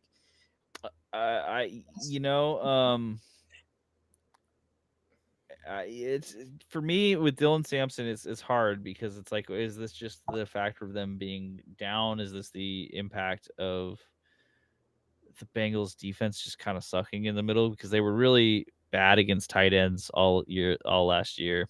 And of course we saw Harold Fannin blow up and Njoku still has some catches. So they were bad against tight ends again here. And receiving running backs tend to play that middle of the field. So if these linebackers are just terrible in pass coverage, this might be what you're seeing a little bit. But either which way, it shows that Dylan Sampson's clearly the pass catching running back here right now. I would assume that he will be going forward too. Even if when Judkins is back, I don't think he profiles as much the pass catching running back. It's not that he can't do it. It's just that it's not necessarily his I think the Browns are going to do what they did at Ohio State, where Judkins is that power back, and then Trayvon Henderson or Dylan Sampson is that pass catching back, and they can coexist. Maybe not the best start every week, but I think that Sampson's value doesn't tank when Judkins is back. Yep. What the receivers? Tillman looks like the real deal. As long as you have a quarterback throwing him the ball, Joe Flacco is going to be very important for what we think about, or for what I think about Tillman and Judy. Tillman looked great. He did. Tillman over Judy for me, not just because of a touchdown of his or drops of Judy, but like Tillman is, I would take him over Judy 100%. Yeah, week. I would be pretty. I would try to go get Tillman if you don't think the person who has him didn't necessarily appreciate what he had. Because Tillman has had a few of these games now, and he hasn't played that much over the last 2 years because of concussion issues or what have you. But when he's out there, he's looked very good, consistently almost at this point. I think he had like one really bad game. Judy did have 8 targets, so I'm not saying you need to be super worried if you have Judy. Just that, yeah, again, I agree. Tillman's the guy. I also don't know that Joe Flacco is going to get as many pass attempts as he had this week every time. So he had 45 pass attempts. That's a good point, and that's part of the reason why I like Dylan Sampson quite a bit is because he's going to be there in the run game. He's going to be there in the passing game. He's just like scheme proof with Joe Flacco as QB. So we can be positive about the Browns compared to where we were preseason. They look good. Honestly, like compared to what I thought they would, they look pretty good. Or the Bengals are so much worse than we thought they were. There's that chance because the Bengals defense might just really suck. But I'll go into with the optimistic route that the Browns are better than we thought they were. Let's move to Raiders Patriots. So Raiders start off 1-0. Yeah, they beat the Patriots. We got to see Josh McDaniels lose. And I do wish to point out one thing that's going to be true of the Patriots with Josh McDaniels forever. They will make no changes at halftime. They will stick with their plan no matter what it is. They had pretty much 0 rushes after the third quarter started. And that's the Josh McDaniels special. Didn't quite. They got the revenge game of Chip Kelly. I mean, Chip Kelly, as you mentioned before, he just has such a much more fast-paced offense than McDaniels or really anybody, and that showed. I mean, honestly, this team is, in my opinion, as a non-big Raiders fan, like you got what you wanted. Brock Bowers looked great before the injury. Jacoby Myers got so many receptions. Ashton Genty maybe didn't have the best game, but he still looks awesome. A touchdown run. I don't know how he got through those guys. What the hell? He ran into the back of a pile, right? And it was one of those piles that, like, there's no way. You just messed up. You didn't see the hole. No. And yet he just kind of keeps moving over until he falls into the end zone. You're like, okay, well, that's wonderful. You saw it. 19 for 38 is a terrible running line. But he did have the touchdown, and he's not going to lose his opportunities. It really doesn't matter what he does. It will be him for the whole season, regardless of efficiency. This reminds me, it's a bit like the Falcons, where like you drafted Drake London and Bijan, you got what you expected. You drafted Brock and Ashton, you got what you expected. Great offense. Dante Thornton actually did look really good in game time. He had that sick back shoulder throw to ice the game, where him and Gino were just on the exact same page. Gino underthrew it, and Dante slid down before he even looked back. Like, what is that route? If that's a route that they practice, that's insane. Looks legit. And they got everyone involved. So, I mean, like, there's some hope here that because Jack Besh caught the targets that were coming his way. I think you're exactly right. So, Gino had 364 passing yards, 362, something like that. It's a ridiculous number, especially when you look at like half the quarterbacks in the league on week 1 are way down volume-wise. Gino's way up volume-wise. And one thing I noticed is that they run a lot of plays. 19 rushing attempts for Genty, 34 passing attempts for Smith, and that's not even counting in Zamir White. That's crazy. That is crazy. You think about that. How many plays they had, and it's not like the Patriots' defense is bad. No, and it's not even like their coaching is bad anymore. Vrabel's there; he knows what he's doing. Yeah. This is Chip Kelly. He runs plays. He's like go, and they chucked it deep over and over and over again. This was a medium and long range passing game over and over and over again. And I will tell you, for fantasy, you love to see it. Because each one of those catches is going to be worth something. You're not getting the Travis Hunter 6 for 33. There's no way you're going to get 3 for 60. Nobody is. So I loved it personally. I loved it. I think there's a lot more like Trey Tucker might actually be a person. If he's breaking open these plays in any sort of consistency, he might be a good dart throw to throw around every once in a while. I know the team likes him way more than anyone else does, and that's fair. He's burned people in fantasy. He's burned me in fantasy. But with Geno throwing the ball like a competent quarterback, as a Raiders fan, it is so exciting to see a competent quarterback. I know I said that, but like he actually was able to hit the passes and didn't throw. Like he threw one pick that bounced off Bauer's hands. Yeah, I saw that wasn't even his fault. Yeah. Yeah, and other than that though, he was actually hitting his spots, and he didn't throw like a random ball to a safety in the fourth quarter. You have no idea when you're up in the fourth quarter as a Raiders fan. It's like, oh no, what are you about to do? How are we going to blow this? I was surprised they won. I mean, both teams look good, but I was surprised that the Raiders pulled it off. Again, I this is probably biased. I really think the issue with the Patriots is that they just did not adjust their game plan. They said we're going to now pass, and they never did anything else. But let's talk about the Patriots real quick. So you have Drake May, who I think looked okay. He didn't look amazing, but he looked okay. He didn't have the best real life game, but in fantasy, he still did numbers. And I'm not overly worried about him. We saw a lot of the year 2 quarterbacks come out and just kind of like not look great, and I think that might just be the. And we'll talk about one of them soon because it was really disappointing. Sure. But Stephon Diggs had an okay game, not amazing. He was one of the players I called to have a phenomenal game, and it just didn't go that way. No, he got the targets. I mean, he got the involvement. It was just 6 for 57. You know, it's like a respectable line, but not a blow up line. He didn't kill you if you played him, I don't think. But then, of course, we're looking at Travion Henderson and Ramondre Stevens. I think you have to be pretty happy with what you saw from Travion because he got all of the passing work. Mm-hmm. And that's what you really want to see from Travion. And he did get some of the rushing work. And Ramondre just looked okay. He didn't look awful, but he didn't look good. I think Ramondre played twice as many snaps as Travion Henderson, too. And Henderson got more yards and more receptions. So. Yeah, so you had Ramondre rushed 7 times for 15 yards. Travion rushed 5 times for 27 yards. Travion, though, the issue with the way they played him was that the defense keyed in on him whenever he was on the field. So when he was catching the passes, he was getting swarmed very fast. So he had 6 receptions for 24 yards. That's pretty bad. He wasn't able to break any of them. But the Raiders defense looked way more competent than I thought they would. Yeah. That could be the Pete Carroll effect, because Pete Carroll's a defensive-minded head coach, and Patrick Graham has been there forever, so there's a lot of continuity on this defensive end. Yeah, and that could affect how the scheme was and how Josh McDaniels was running it. I mean, also McDaniels knows this scheme because he wasn't there too long ago, unfortunately, and not much has changed defensively, at least. I just want to mention real quick the stat line of Demario Douglas. 2 receptions for -2 yards and a touchdown. Let's go. It's so funny. That's that's better than the 1 for 1 because you have a negative yardage and a touchdown. It's wonderful. It's impossible. No one will ever match this. It's beautiful. And of course Keyshawn Booty. Keyshawn. Booty. It's not really Booty. We've talked about him a little bit already. I won't go too far into it. He had a good game. He's had a handful of good games in the past 2 years. He could be the real deal. We don't know yet for sure. This could be a week 1 mirage, but I think he's worth hoping in.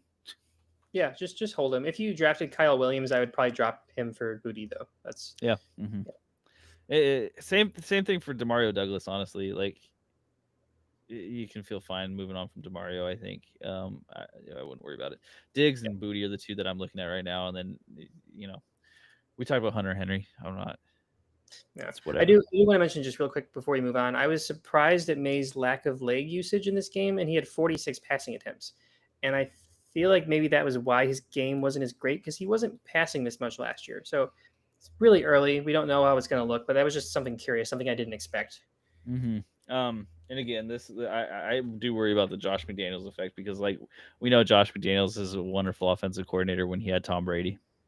Yeah, that's a hard thing to replace. We'll move on. 49ers Seahawks. So a really competitive game that the 49ers won near the end with a final touchdown. It's hard for me to talk about how this looks in the future because all the 49ers are just gone. They're gone. What do you do? I'm still astounded by Christian McCaffrey. He had so many opportunities in this game, and he looked great. But you can't feel good about his long-term health if he's running the ball and catching the ball this often. I had someone in my actually a CMC owner in my league below $75 on Brian Robinson, but I get it. Like when CMC's down, like Brian Robinson's a pass catcher. He's gonna probably have the best year of his career in a Shanahan system. Like, go get it. Like he's gonna be a league winner. Yeah. Brian Robinson, he looked faster than I thought he would. And again, like the Shanahan scheme seems to do that to players. They just look fast because of the way it works out. Brian Robinson will do phenomenal if he's down because Brian Robinson did look pretty good in the opportunities he had. And this is him after being on the team for 4 days, 5 days. Yeah. No time. Maybe it's a week. I don't know. But yeah, other than that, who are you going to talk about? Kendrick Bourne's joining the Niners. I guess we could talk about him. Ricky Pearsall did look good. Damn good. Yeah. I'm really glad I made him my doinker. I mean, he might get injured with the Niners, but I mean, with Kittle out, with Jawan Jennings, I think still out, he's going to be so good. Even if Mac Jones is in as quarterback this week, I think he's also going to look good in Mac Jones. You gotta right now. You play him regardless of who because this is the only receiver left on this team at the moment. And Kyle Shanahan's a good offensive coach. Now, his players get hurt all the time. But you want whoever's playing for him that week. The Seahawks, Cooper Kupp didn't look very good. He didn't. Jackson Smith and Jigba looked very good. He had 124 of 150 passing yards, which he was playing every single snap. He was so involved. I wish I had written down the statistic, but I think he was like the most involved wide receiver based on snap count and something else. Like it was just like unheard of usage in the game. And you mean all things considered, he delivered. And Darnold didn't look the best, but maybe I was wrong about JSN. Maybe JSN is QB proof in a way that Darnold threw the ball 23 times. JSN had 13 targets. That's crazy. Darnold only had 16 completions. JSN had how many catches? 9. So that's not sustainable for any player in the NFL because they will key in on that eventually, but it doesn't. You want to see that. He is an alpha wide receiver in this offense as any player could be. If his target share, even if it goes down like 15%, he's gonna be a wide receiver 1 just based on volume. There's no way he's not. So I want to come out early and say congratulations if you got JSN. That looks like a great pick right now. As many hits as I had, I do have had some big misses too. The running back room the big deals have been made between Kenneth Walker and Charbonnet. Speaking of hits here. So go ahead. You start us off here. You talk about Charbonnet. I know you want to. Okay. So, I mean, I was high on Charbonnet. I was low on Kenneth Walker. I think that in all fairness, the easy thing to look at is to be like, hey, like I was right. Zach Charbonnet got more carries. He was more involved. But if you look at the game itself, it was strange because you don't really consider them as these players, but Kenneth Walker was the pass catcher and Charbonnet was the rushing quarterback, which is historically it's been the opposite. I mean, I could take my cake and eat it and say like, oh, Charbonnet's the guy, like ignore Kenneth Walker. I think this is just going to be a committee 100%. And in good matchups, I do like both of them because they did run the ball quite a bit. I need to look at what the stats here were, but I mean, I think Charbonnet's looking like a great pick. And I think that based on where he was taking, Kenneth Walker is not. Unfortunately. Well, and here's what you have. So Charbonnet was 12 for 47 and a touchdown, so a little under 4 yards per carry. Okay. He got the touchdown. Kenneth Walker was 10 for 20, so that's 2. That's bad. Now, on the flip side, Charbonnet had no targets, not 1. Kenneth Walker had just 3, so that's not a ton either, but he caught all 3. So I have a hard time forming a full opinion because I do like take into consideration that Kenneth Walker was hurt coming into this. Now Kenneth Walker being hurt, get used to that. So that is a thing. I did like that Kenneth Walker was in the fourth quarter a lot, and he was there when they needed to try to win the game. But the other thing, and I've heard this both ways from the fantasy community. What I will say is that Kenneth Walker, being the home run hitter that he is, he tends to dance behind the line. And that's bad because Charbonnet hits it running forward. He runs forward, finds the hole while he's running. Kenneth Walker slows down to find the hole before he runs. And what you'll see is that teams with good D lines are going to stop him in the backfield over and over and over and over and over again. We saw that, like, I don't know that the 49ers even had the best D line, but they were stopping him in the backfield over and over and over again. That's why he had 2 yards per carry. If he doesn't bust the run, it's going to be bad. And you're going to see these weeks. So Kenneth Walker does have a lot of risk for me right now, unless he gets more volume, because you need him to bust the run to be a successful running back. If this is what he's going to do, I'm not the coach of any team. That's very clear. If I was the coach of the Seahawks, I would tell Kenneth Walker to stop it. Run forward. Just run forward. You want to be the guy, you got to run forward, because other than that, Zach Charbonnet is going to be the grinder. He's going to get those yards. I would put him in the goal line easy if he's the one who's running. That's another reason I was so high on him, is because I think he is the goal line back, regardless of Kenneth Walker's usage in the fourth quarter. I will say, though, Kenneth Walker is the more explosive back for sure. Mm-hmm. And when he's on, there's few running backs are as explosive as him. So it's hard. I'm not as out on Kenneth Walker as I think a lot of people are right now. I think Kenneth Walker is someone you can go get for value and get a return. I just think that we are going to see a cap on Kenneth Walker's overall upside. I don't see that RB1 season if he's in a split like this. Yeah. But he could still end up being a pretty solid RB2 on a team. I don't think that, like, you want to punt him out yet. And that just adds value to just Charbonnet as well. It's like you've got this committee where you might have 2 okay players. And if one goes down, which is probably Kenneth Walker, like Charbonnet just explodes. Even with that bad O-line, it's yeah. Okay, so is there anyone else on the Seahawks you want to talk about? I didn't see like much else to talk about. It was all JSN and the running backs. JSN. It was just yeah. I'll be interested to see this next week. Yeah, exactly. I'm curious. Like, and Darnold didn't look great. He didn't look terrible. He just looked okay. I guess that's a better outcome than you could seen beforehand. Yeah. Let's talk about Titans Broncos. And yeah, start. I saw it. Go ahead. This is, if I had one thing to say about this game, it's just I don't overthink this game. This was a weird matchup where you had this rookie quarterback starting against the best defense in the league, and I think it still was last week.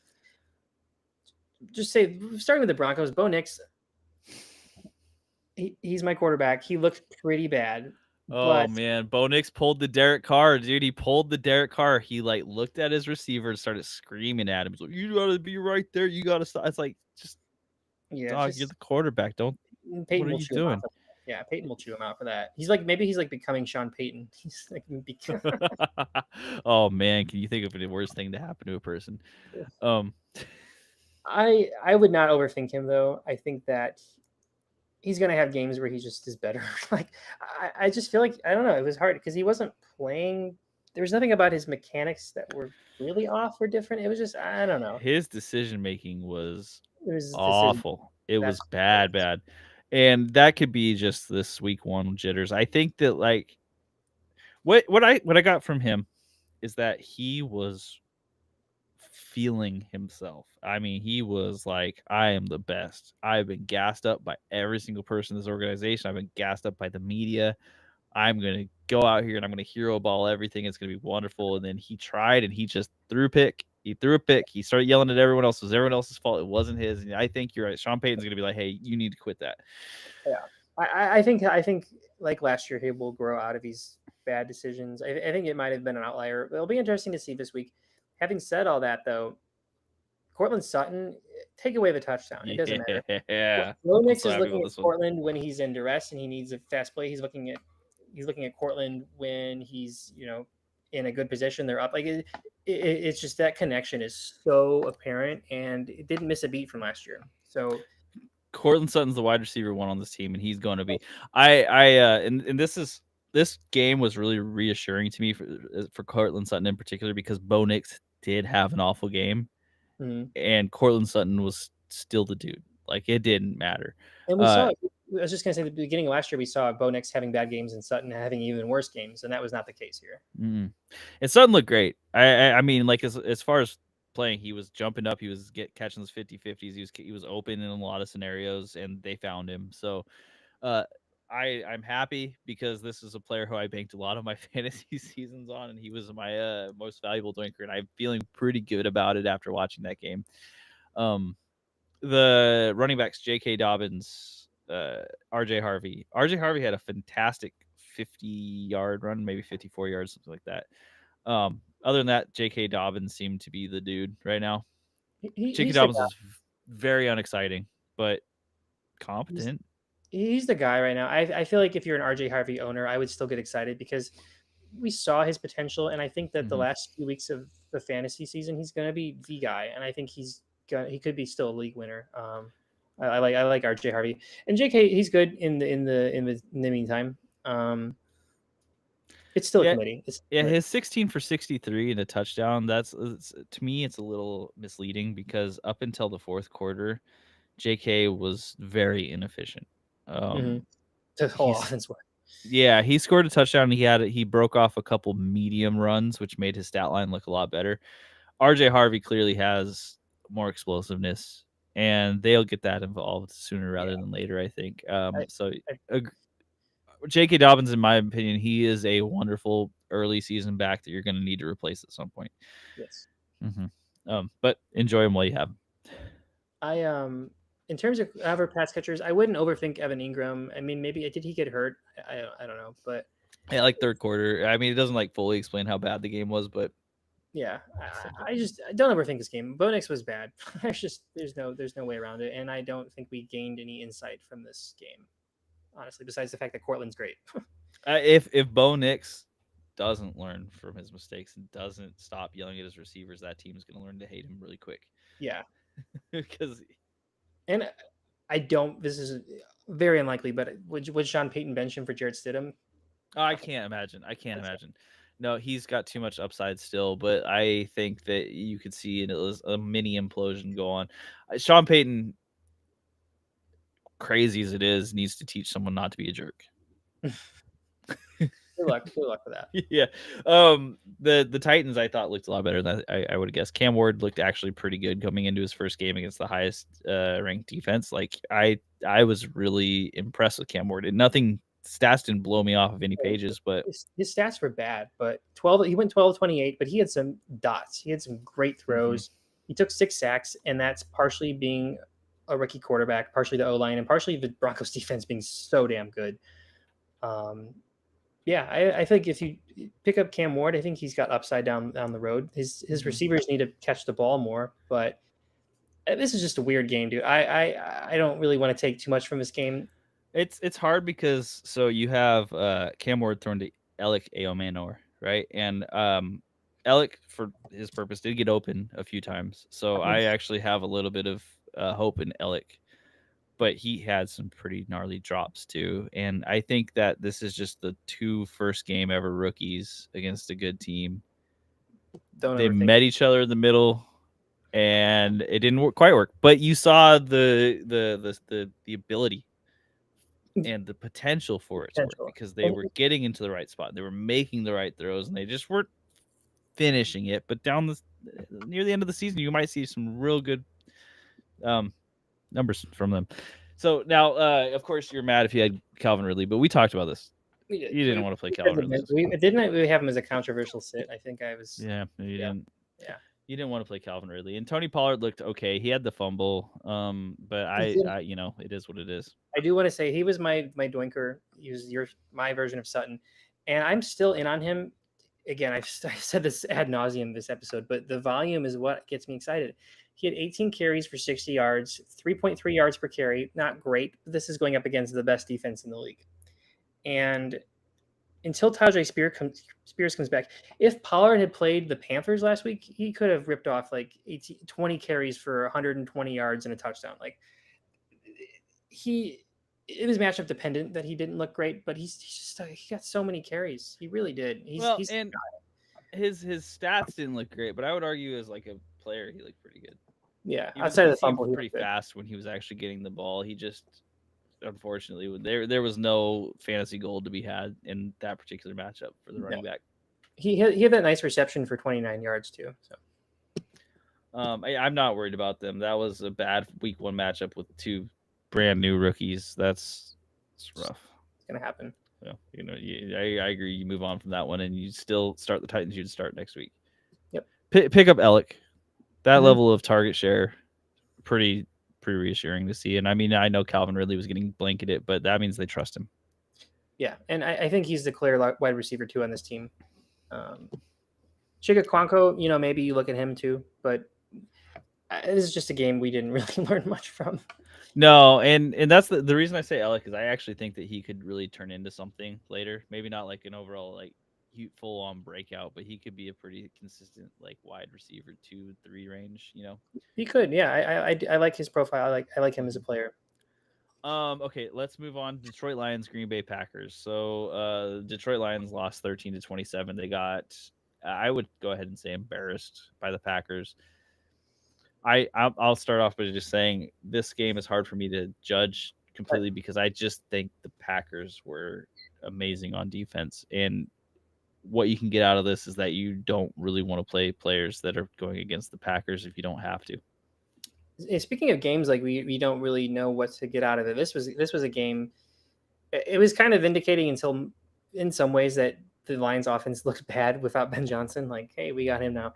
But just starting with the Lions, I don't want to panic on any of these guys. I mean, maybe Jared Goff, but like I wouldn't worry too much. Yeah, the Packers run defense, even without Kenny Clark, is pretty nuts. And again, you don't overthink it. You're going to start your studs. Maybe like David Montgomery is maybe he hovers between bench and flex for me. But Gibbs, he had a rough game. That's not he didn't lose his talent because Ben Johnson's gone. Gibbs is still going to be an RB1 every single week. He's super fast. This defense was just on it every single play. Like that's not going to happen every time. You're going to have defenses that are bad at tackling and you're going to miss that first tackle every once in a while. Yeah. Packers weren't that defense. They hit every single first tackle over and over and over. Over and over, yeah. The Lions, I don't think there's really much you can get out of this except for look forward to next week. Hope that it's better. If it's bad again, then I guess we've got a sample size. The Lions are they're going against the Bears. And well, we'll get there. We'll talk about the Bears in a little bit. Tesla. I don't say pick him up, flag him. Unless it's a really deep league, then pick him up. That catch was awesome. And he's just been doing that over and over again. And they spent, 3 third-round picks to get this guy? Yeah, they traded up. They spent a lot of draft capital. So, if he does it a couple more times, I don't see him overtaking Jameson Williams. I don't see him overtaking Amon-Ra St. Brown. That's not it. But could he have a few plays drawn up just to take advantage of his ability to make these crazy circus catches? Sure. I'd be more bullish on him if the Lions didn't pay Jameson Williams this week. Yeah. It's the timing. Yeah. For sure. Okay, Packers. Josh Jacobs looks like Josh Jacobs. He did. That touchdown really saved him, though. It really did. And I still would not overthink because his usage was still there. Maybe it was just a little bit of a rough game. They spread the ball around more. But that touchdown, it took a minute for the Packers run game to get going. And the Lions run defense is also really good. So we can acknowledge that. Yeah, and they actually had a healthy defense, which is if you think about last year where all these shootouts were happening, their defense was decimated. This year they're coming into it with a pretty healthy defense, and you could see that they looked a lot better. Hutchinson was in Love's face. Branch is back there making plays. I think he had an interception. But yeah, 19 for 66 for 1. That's a Jacob line though. Like you're fine with it because you got the touchdown. You got some yards. You got to catch. It's not a blow up. It's safe. Exactly, and that's the thing. I think that you even mentioned this, but he's like one of the safest floor running backs in all of fantasy because you're gonna get that from him every week. Now, their wide receiver room it's so unfortunate to me because I just don't know what you'd really do with this wide receiver room still, and I wanted to see Jaden Reed immediately come out and be the guy because of the agent stuff, and Jaden Reed was the highest scoring receiver. but it didn't feel safe. It's because of a touchdown. Again, it really was. He was on my bench, but there's no world where I would have started him. And you can get excited about Matthew Golden because he's the rookie with potential, but I think all of these receivers are unstartable. And that's the issue. It's the exact same issue you had last year.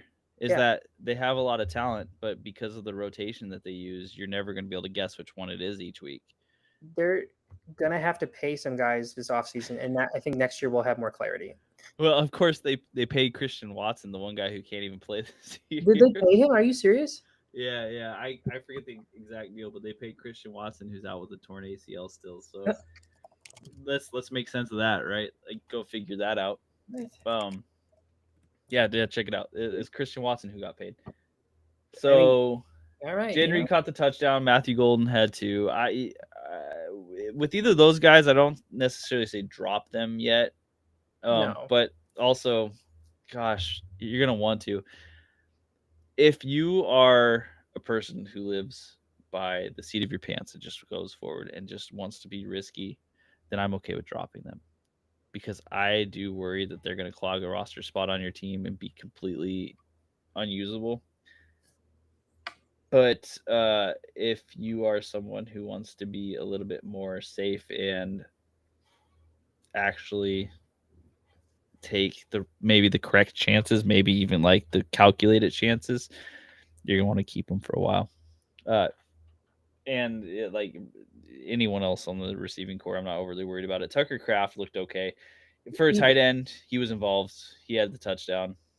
He could have had a better game. He was open a lot. I think that he's a safe enough floor. I think in the vast tight end wasteland that we have, I think Kraft is if he's your tight end, it's maybe not the best in the world, but he's startable every week if he's your tight end. Like, yeah, he did look good too. Like, I will say that he only got 4 targets, 2 for 16 and a touchdown, but he looked good. And he had his helmet ripped off, and he was fighting with the Detroit Lions player. I feel like that matters to these Midwest teams. He does, yeah. He's got that gusto. Mm-hmm. But again, the thing I would take away from this game the most is that the Packers defense with Micah might really, really, really be legit, and you should worry about it. Texans Rams. Speaking of defense. The Rams defense looks amazing. So, and that's a continuation from what we saw a little bit last season. Their defensive coordinator, and I remember we talked about this a while back, and I can't remember his name. He is doing a phenomenal job. Now, you could take this as the Texans just have a terrible offensive line, and I think that is true because they just can't seem to understand investing in offensive line. They got rid of Laramie Tunsil. And then their center got injured, and it's like, okay, so it just keeps getting worse. But the Rams look great. CJ Stroud looked bad. He had someone in his face every single drawback. He doesn't understand how to step up into a pocket. The announcers even called it out. They're like, well, look, there's an open pocket in front of him, but he keeps going back. And there's no one to throw it to in the running back game. Looks really bad. Frankly, with the Texans, I'm just worried about the team overall. Like, even with Nico Collins, I'm a little bit worried because if this team can't figure out anyone else to be involved, it's going to be hard for Nico to gain traction as the only threat. Well, and they're not even getting Nico involved, which was so bizarre to me. I don't. They're fumbling the CJ Stroud bag right now, and it's strange. Mm-hmm. I don't see any other player. I mean, CJ Stroud is droppable at this point. Sorry, like if he's relying on touchdowns from Nico, like it's the defense is legit, and the Rams defense is legit, and the Rams defense is especially impressive because they're so young. Mm-hmm. So this wasn't a very exciting game, but I don't know. I mean, Nico, don't panic on Nico, but like who else on this team is worth starting ever? You can't look at Nick Chubb because Nick Chubb did not look particularly good. No. You would need the Texans to have a lead or to have an okay offensive line, and I have a hard time seeing them having either of those things comfortably. Mm-hmm. And I mean, so like if you have Jaden Higgins or Noel, I have a really hard time seeing it work for them. It could. It could. I wouldn't Like drop Higgins, but don't, like I said, I'm not starting him ever at this point. I mean, like I said, I'm worried about Nico Collins, which is a bad sign for this whole team if Nico's worrying me. They had him out on the fourth down conversion that they needed to stay in this game. Nico Collins wasn't even on the field. There's something's weird's going on over there. He had 5 targets, 3 for 25. That's a bad game. Even if you attribute it to the good Rams defense, it's hard for me to not see them giving him more opportunities. Just de facto, like you're down, well, just throw him the ball. Who cares? He'll do something. He'll work some kind of magic, and him and Stroud have that connection, even with the O line. Mm-hmm. I do want to talk about the Rams offense as a whole, but I do want to just point out something I just realized. Kyren Williams had the almost within 2 yards the exact same stat line as Tony Pollard. Kyren just had the touchdown. Yeah, and it makes a difference as far as how you talk about him. Yeah. Did Kyren have a fumble? I don't believe so. I don't think so. He went 18 of 66 with a touchdown. So yeah, and Kyren, he looked, in my opinion, a little worse than Tony Pollard did for the situation, because I thought Tony Pollard looked a little quicker. But that's the thing. Yeah, exactly. The both defenses are legit, but the Denver's run defense, I think, is better than the Texans' run defense. Mm-hmm. And Kyren is who he is at this point. You know what you're getting. You want the touchdowns. That's really what you're signing up for, and he got it. So you're happy. Yeah.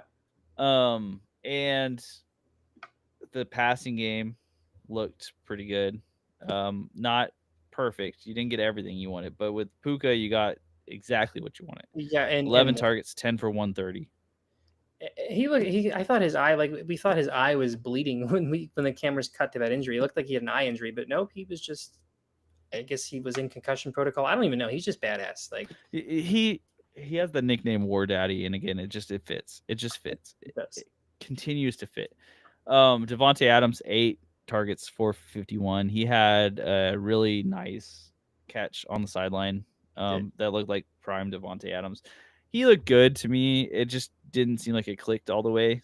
I'm still happy to have him as my doinker. I don't regret that at all. I think the fact that he got 8 targets against this secondary is pretty awesome and shows their confidence. He's still getting acclimated to the offense, and as much as I love Puka and have faith in him and how tough he is, if he does miss any time, like Devontae Adams is just, he's gonna he's gonna get 15 targets a game, and he's gonna go off for like 9 receptions for 90 yards and a touchdown. Like every week, that could be his floor. Like he looks like not prime Devontae, but he doesn't look like he lost anything from last year, and it seems like he's happy to be here. I like, yeah. He's still got a lot of the same skills that he had before, and it's like I don't know exactly what to call it, but when they flash their hands late and they can do the turnaround, Devontae's just the king of that. Like he doesn't need to get his hands up at all, and he's sure-handed catching. Yeah. So cornerbacks just get lost on him. Yeah. And that was on the sideline throw. I think it was in the fourth quarter. I might be wrong about the exact timing, but he just hit it, and it looks so classic Devontae. And I'm like, okay, well, if they've got that down, he's going to have great games, because they're going to need to use that sometimes. They didn't need to, like, it. This game, Texans looked so incompetent. It almost didn't feel like it mattered. Yeah. It was close, but close-ish, you know? This is a legit pass defense, too. And did you say Puka had 11 targets? Yeah. Mm-hmm. And Devontae had 8. So that's still a very close target share. And as we know, Devontae's a huge red zone threat. So, So I feel good about both of them, too. Like, that didn't scare me off of them.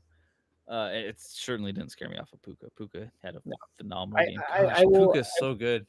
I will double down on the idea that he very well could be wide receiver 1 overall in fantasy this year. I mean, if that game was any indication, I would put money on that. Seriously, though. Again, I think the thing that hurts Puka the most is how good their defense might be. But even then, like, he's doing the cup thing, you know, where it's just like they just spam him with targets, and he is always in the right place. So you just win matchups because of that. And of course, everyone should remember how well Cup did. Okay, let's we're pretty high on time. Let's go ahead and move through these next two. Ravens Bills. Talk to me about one of your favorite games of all time. It was so exciting. Like I only tuned it in the third quarter, but I mean, damn, it was just it was so much tension. You didn't think Josh Allen was going to do it, but then you did, but then you didn't. It was just watch the last. If you want to get into football, just watch the last 10 minutes of his game, and you'll get it.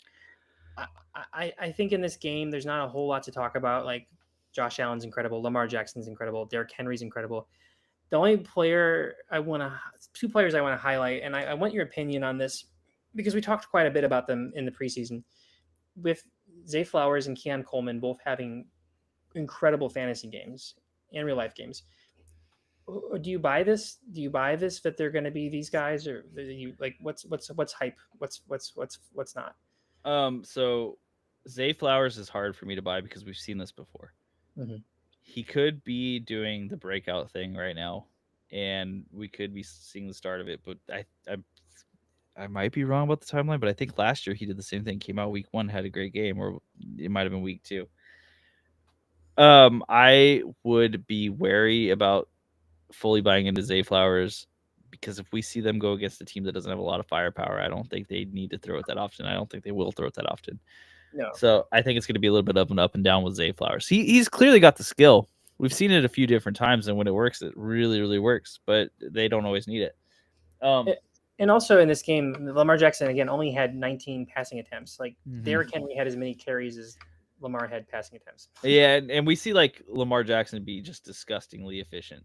That happens. But it's not something that I necessarily fully want to count on.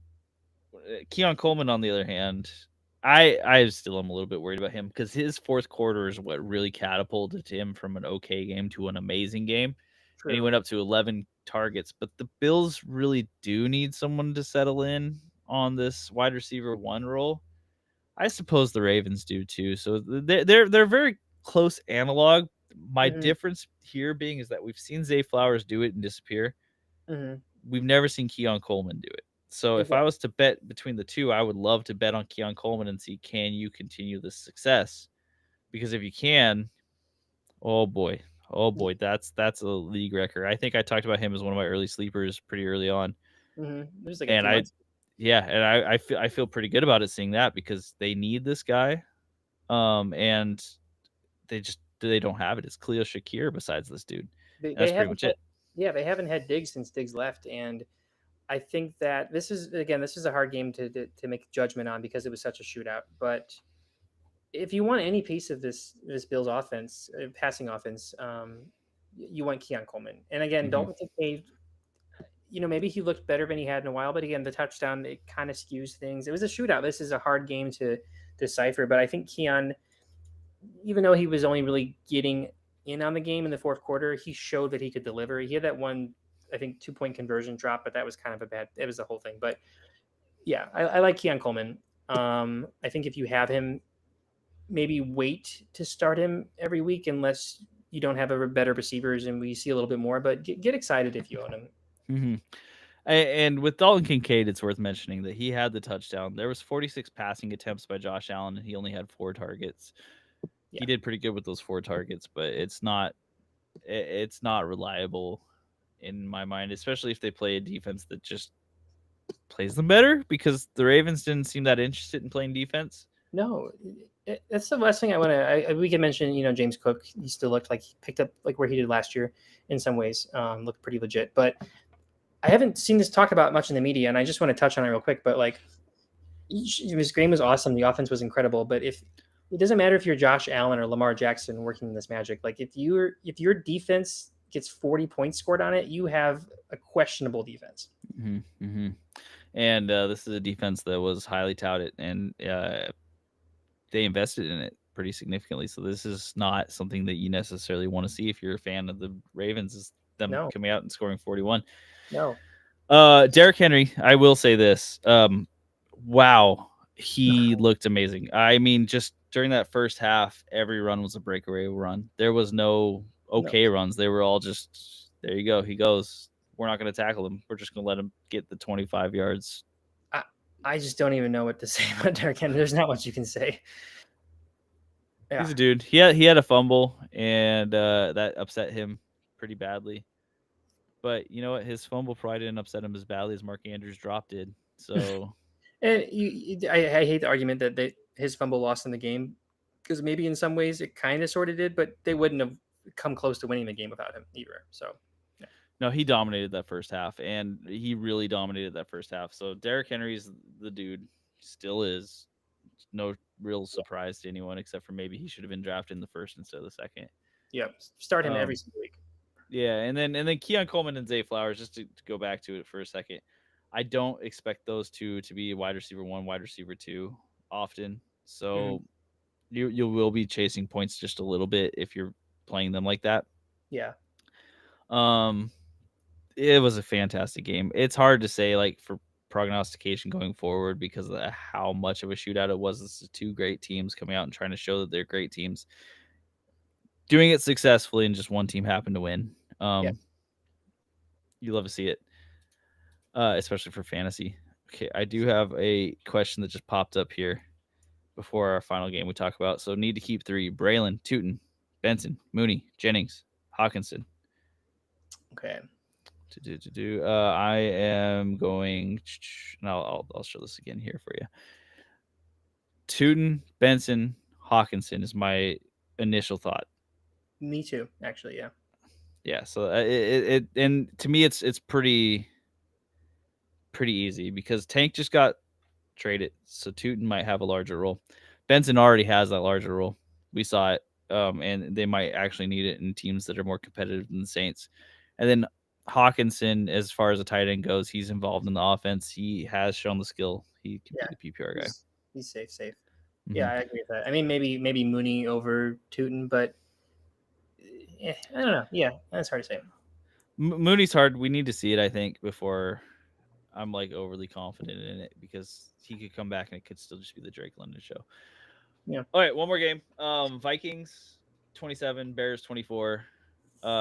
This was just, I don't want to say a wild game, but it was a game where there was both wonderful offense and terrible offense from both teams. Yeah. You saw JJ McCarthy look like just completely incompetent to looking like an actual NFL quarterback as soon as they learned how to run the ball. Exactly, and that's why they won the game, and that's why he got clicking, is because they learned how to run the ball. Mm-hmm. Not JJ. Right. Well, and it was such a big difference. Like as soon as Jordan Mason, he like had two not huge runs, but good runs. They were both 10+ yard runs, and then the game just changed from that point. It was like, oh, okay, now that we figured out this, JJ McCarthy can run the play action. It reminded me of I said it and then I forgot the name of the guy. It was the Tennessee Titans quarterback forever, who wasn't amazing. He had come from the Dolphins. Oh, Ryan Tannehill. Ryan Tannehill, where without the play action, he looked awful. But as soon as the play action got clicking, he looked pretty good. Oh, yeah, and also he's Derrick Henry too. So yeah, yeah. So yeah, the Vikings did win. The Bears had a period in the beginning where they looked like they were just going to dominate. Caleb Williams was 10 for 10. Ben Johnson looked so pissed near the end of that game. So that manufactured first drive where they scored the first time they scored on an opening drive since 2018. Jesus, it was incredible. That was authentic Ben Johnson. That was just very sick. Caleb specifically just didn't really adjust after that. And a few things I want to talk about. I do want to just say, first of all, the run game is pretty atrocious. Cairo Santos is atrocious. The Bears should have, if they put all this money into his O-line, which looked significantly better, they should have upgraded running back. That was, I don't know what's going on there. Should have traded for Breece Hall, I guess. Didn't even give Mononga a carry, right? Like not one. He just got targets. Yeah, he got 2 targets, I think, was all it was. You got to give this guy a shot. Something. I mean, Swift was just every time they went back, and it was like every time it was third down and they were about to snap the ball, I was like, God, don't give it to Swift. It was just like, and they didn't even do it on third down that much, but sure, man, it just made me cringe. It's kind of like wasted plays, it felt like. Yeah, exactly. And Caleb didn't look great. And he did, and he didn't. He's similar to JJ. Mm-hmm. I think that he has a lot to work on in terms of not panicking, not overthrowing. But there's a lot. There was a lot to like there. I think that at the beginning of the game, if you told me that the Bears put 24 points on the Vikings defense and barely lost, I would have been happy. It's just that the narrative shifted because the Bears looked so good and then so bad, and the Vikings looked so bad and then so good. So, regardless, in terms of strictly fantasy, I do want to do a victory lap and say that I was beating the drum for Caleb as my doinker, not out of bias, but because he just used his legs so much in college. He scored rushing touchdowns, and he didn't score any last year. He didn't run last year. And what did he do this game? He ran like for 70 yards and a touchdown. Perfect. That's exactly what he should have been doing last year. That's exactly what I was wanting him in fantasy, and that's exactly what he delivered. So, well, and you hear how many people are saying that he didn't look great, and yet he had 26 points in a 6-point passing touchdown league. Like phenomenal. Yeah, it's great. And I mean, a lot of that was the rushing upside him a touchdown, but he looked like, I feel like he's startable in fantasy every week. I don't think there's a matchup. I mean, the Vikings defense is great, and I don't think there's a matchup that he's going to look bad in. He doesn't turn the ball over for better or for worse. The Bears subreddit is just, everyone is so out on Caleb. It's just so gross. The people are we have a very toxic. You can't. Here's the thing: is when you have a team that's been bad for a long time. I know this. Subreddits are really bad places because you have a lot of really negative people who have been really justified. So negative.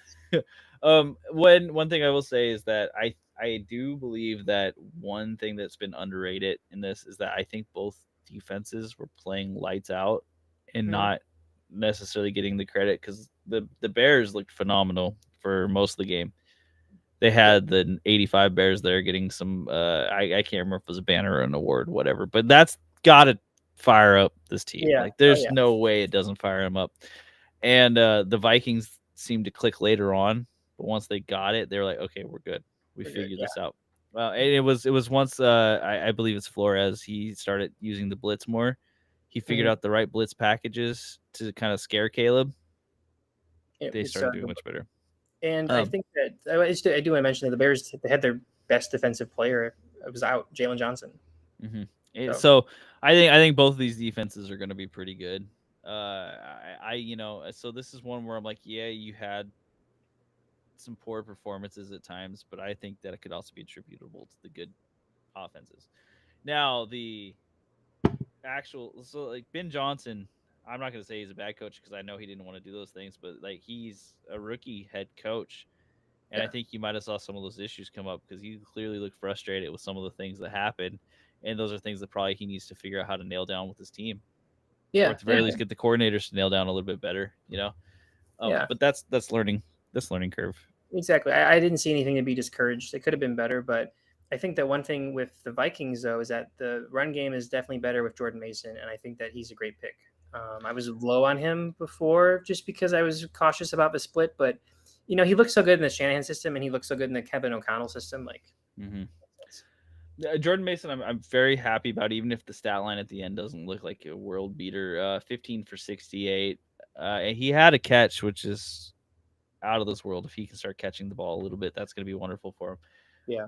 And this didn't look like a team that was easy to run against. They really didn't start clicking until the third, fourth quarter. But once it clicked, he ran hard. He hit the holes. And Aaron Jones, he didn't look bad, mind you. He just didn't look like as effective a runner running up the middle. He did the Aaron Jones thing where as a receiver, he looks great. Yeah. So I don't think this is one of those, like, you have to be out on Aaron Jones to be in on Jordan Mason. They're just playing different roles almost for the team. Yeah. And it looks like it's a good offense. So that's I'm going to say, obviously, Justin Jefferson, there's nothing to say. Even if JJ McCarthy played bad, even if JJ McCarthy's out and they're playing whoever the backup is, just play Justin Jefferson. Yeah. It doesn't matter. I am not sold on maybe DJ Moore, but I'm a little higher on him. But I'm not sold on the Bears pass catchers as startable each week. Dunze got a lot of targets. He did. He caught a touchdown. Unless I am. 9 targets, 6 for 37, though, which isn't like the stat line you love to see. That's a Travis Hunter stat line.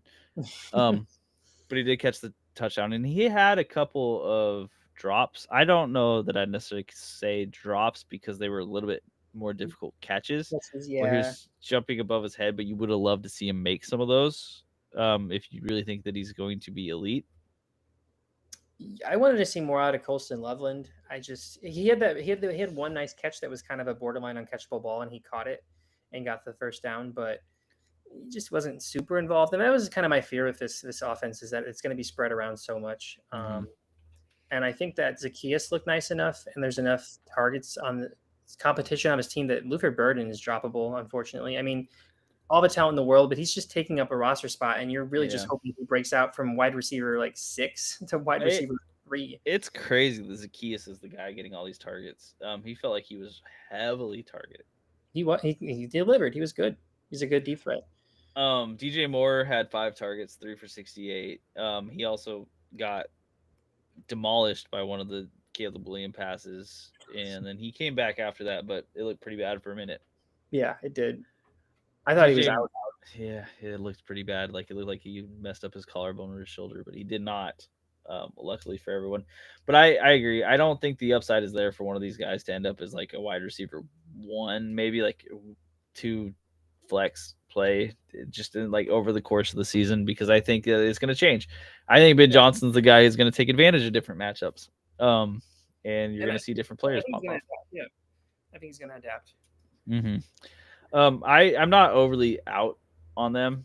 I do worry with the Bears that if they can't figure out this run game, it's going to get worse for Caleb over time. And so this is like can you bet on Caleb's actual talent to figure out how to get past this one-dimensional offense? Can you bet on Ben Johnson to be able to figure out how to get them past it? I could see them signing someone eventually if they really can't do anything, and I don't know who's out there. Yeah. It's going to have to be a trade, I feel like. Yeah, I was going to look at people who are out there. That's not important. I will say, if you're going to bet on, do you bet on Caleb? I think I doubled down on him in fantasy. I mean, this was obviously a great game because he had that rushing touchdown, but last year I wanted him to just run the ball and show that ability, and he didn't, and he did a lot in this game. So very glad that Ben Johnson saw what I saw, and we communicated telepathically. And and I would say for fantasy, Caleb Williams looks pretty fine because, again, I think this Vikings defense is good. It's a really good defense, and I think that for all things considered, the fact that he was able to put together that first drive at all against this good of a defense should speaks positively. The fact that they figured it out later and made it harder for him is almost unsurprising. Like, the Vikings were making it hard for everyone last year. Yeah. Oh yeah. And then it should be said that Kevin O'Connell is a great coach. I just I wouldn't feel too bad about this as a Bears fan. Of course, I didn't. I wasn't the Bears fan to watch them lose that game. That hurts. I know it does. But as a person who's seen this a lot for my teams, if my coach, or I was just out coached like that by a coach that I knew was very good and who has been good for many years, it just is what it is. This guy just knew how to stick it through. He was like, I'm not abandoning my game plan, and eventually not abandoning it really worked. And I mean, and Ben Johnson is a rookie out there. And I think Kevin O'Connell's a top 5 coach in the league. So the fact that it was that close is promising. And there were things that like Ben Johnson can easily clean up. So like the kicker not kicking out of bounds. That's the easiest thing in the world to clean up. Like, I can understand how he would be amazingly upset, but now he knows that, like, okay, I have to be very clear about this when I go forward. And he said in the press conference that Cairo was supposed to kick it through the end zone and not into the hands of Ty Chandler. But it is what it is. So I feel pretty good about both running backs of the Vikings. Justin Jefferson. Hawkinson didn't have a great game, but he was involved. I think he's going to be an okay tight end going forward. Maybe not huge, but like tight end volume. I think he can get that in certain matchups. Yeah. And then with the Bears, the pass catchers, like you said, a little bit more worried about their top end ability. If I have DJ Moore or Dunze, you're still holding. You still might play it in a positive matchup because they don't have a running game. No. Having said that, Swift, the usage is so there. It's hard for me to not suggest starting him in your flex if the matchup is there. I wouldn't start him this week against the Lions, that's for sure. But even in a revenge game, I wouldn't. I don't know. The run defense of the Lions it held Jacobs quite a bit last week, and God, he's so much better than Swift. So. Yeah, the only thing you can bank on with Swift is that he does get targets. Yeah, So that's if you're in a yeah. PPR league, that's free points. That's just free money. So it's not the worst thing in the world. Like he had what I would consider not a great game. He scored 9.5, which not great, but in a pinch it'll do. Especially if Yeah, you're a zero RB drafter and you have just no one else. yeah. Okay, so we're over 2 hours. This has gone crazy long. Let's go Love it. ahead and hit our they're not plays of the week. They're not plays of the week. Nuclear Boys. Nuclear Boys. You wanna kick us off? Yeah, so I got a couple guys here, but I'm excited. I think we'll go nuclear. My first guy is one of my doinkers, Ricky Pearsall. I think that even with Brock Purdy out, not comparing Pearsall 1-to-1 to Brian Thomas, but we saw Mac Jones really produce with Brian Thomas, and this whole team is banged up. So I feel like Pearsall is like a lock for like at least double-digit points and probably a touchdown this week. And then my other guy is Travis Etienne because we saw what he did against the Panthers. Run defense, and now he's going up against the Bengals run defense, and he is the alpha there. Bigsby's gone. Um, it's probably going to be a shootout, and even so, he has so much pass catching upside that I feel like he's going to really, really go off this week.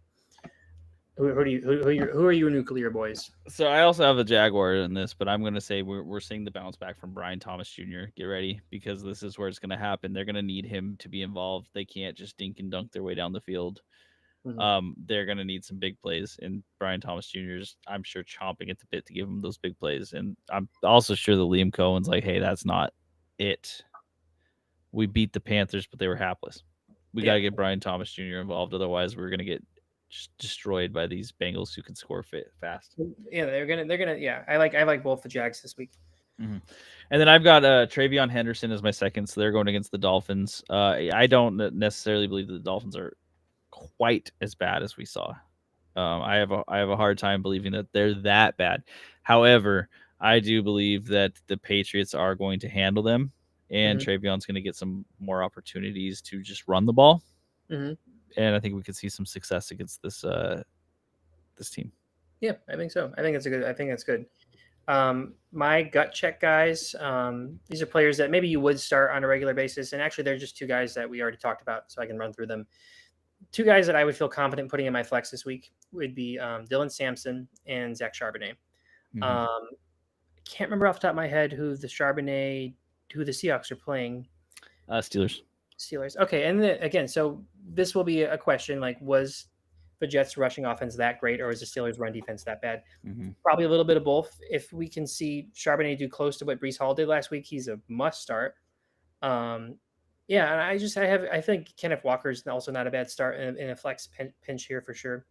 And then with Dylan Sampson, like it's against the Ravens, and in theory the Ravens are going to be up a lot, but he is so involved in this Flacco check down game that it doesn't matter.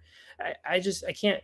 He's a rookie, a 4th-round rookie in his first game, and he got 10 targets for 10 receptions. That's unbelievable. I feel like he's just, until we've seen Judkins back or we've seen something else, I feel like he's a must start, and I'm putting him as my RB2 this week. So yeah, that's Danny Woodhead numbers. So my gut checks are going to be Trey Benson. So this is the RB2 for the Cardinals. However, I think they're going against the Panthers. We just saw what the Jaguars did to the Panthers. Trey Benson looked pretty good last week, and I think that the Cardinals are going to want to limit James Conner when they're up. I think they'll be up. I think they'll handle the Panthers pretty easily. So I expect Trey Benson to get some work. I think he'll look good too. And then Jordan Mason of the Vikings. So we talked about him a little bit. They're going against the Falcons. I think the Bears defense is better than the Falcons defense. I think that the Vikings will be able to establish the run a little bit more. Maybe actually get a little bit of a lead going.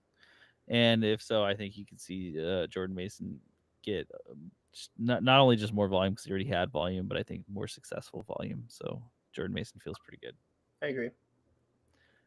And controversial sits. I'll go ahead and I'll start here for you. So I am saying you want to, if you can at all, figure out a way to do it. You want to sit Terry McLaurin. So the Commanders are going against the Packers.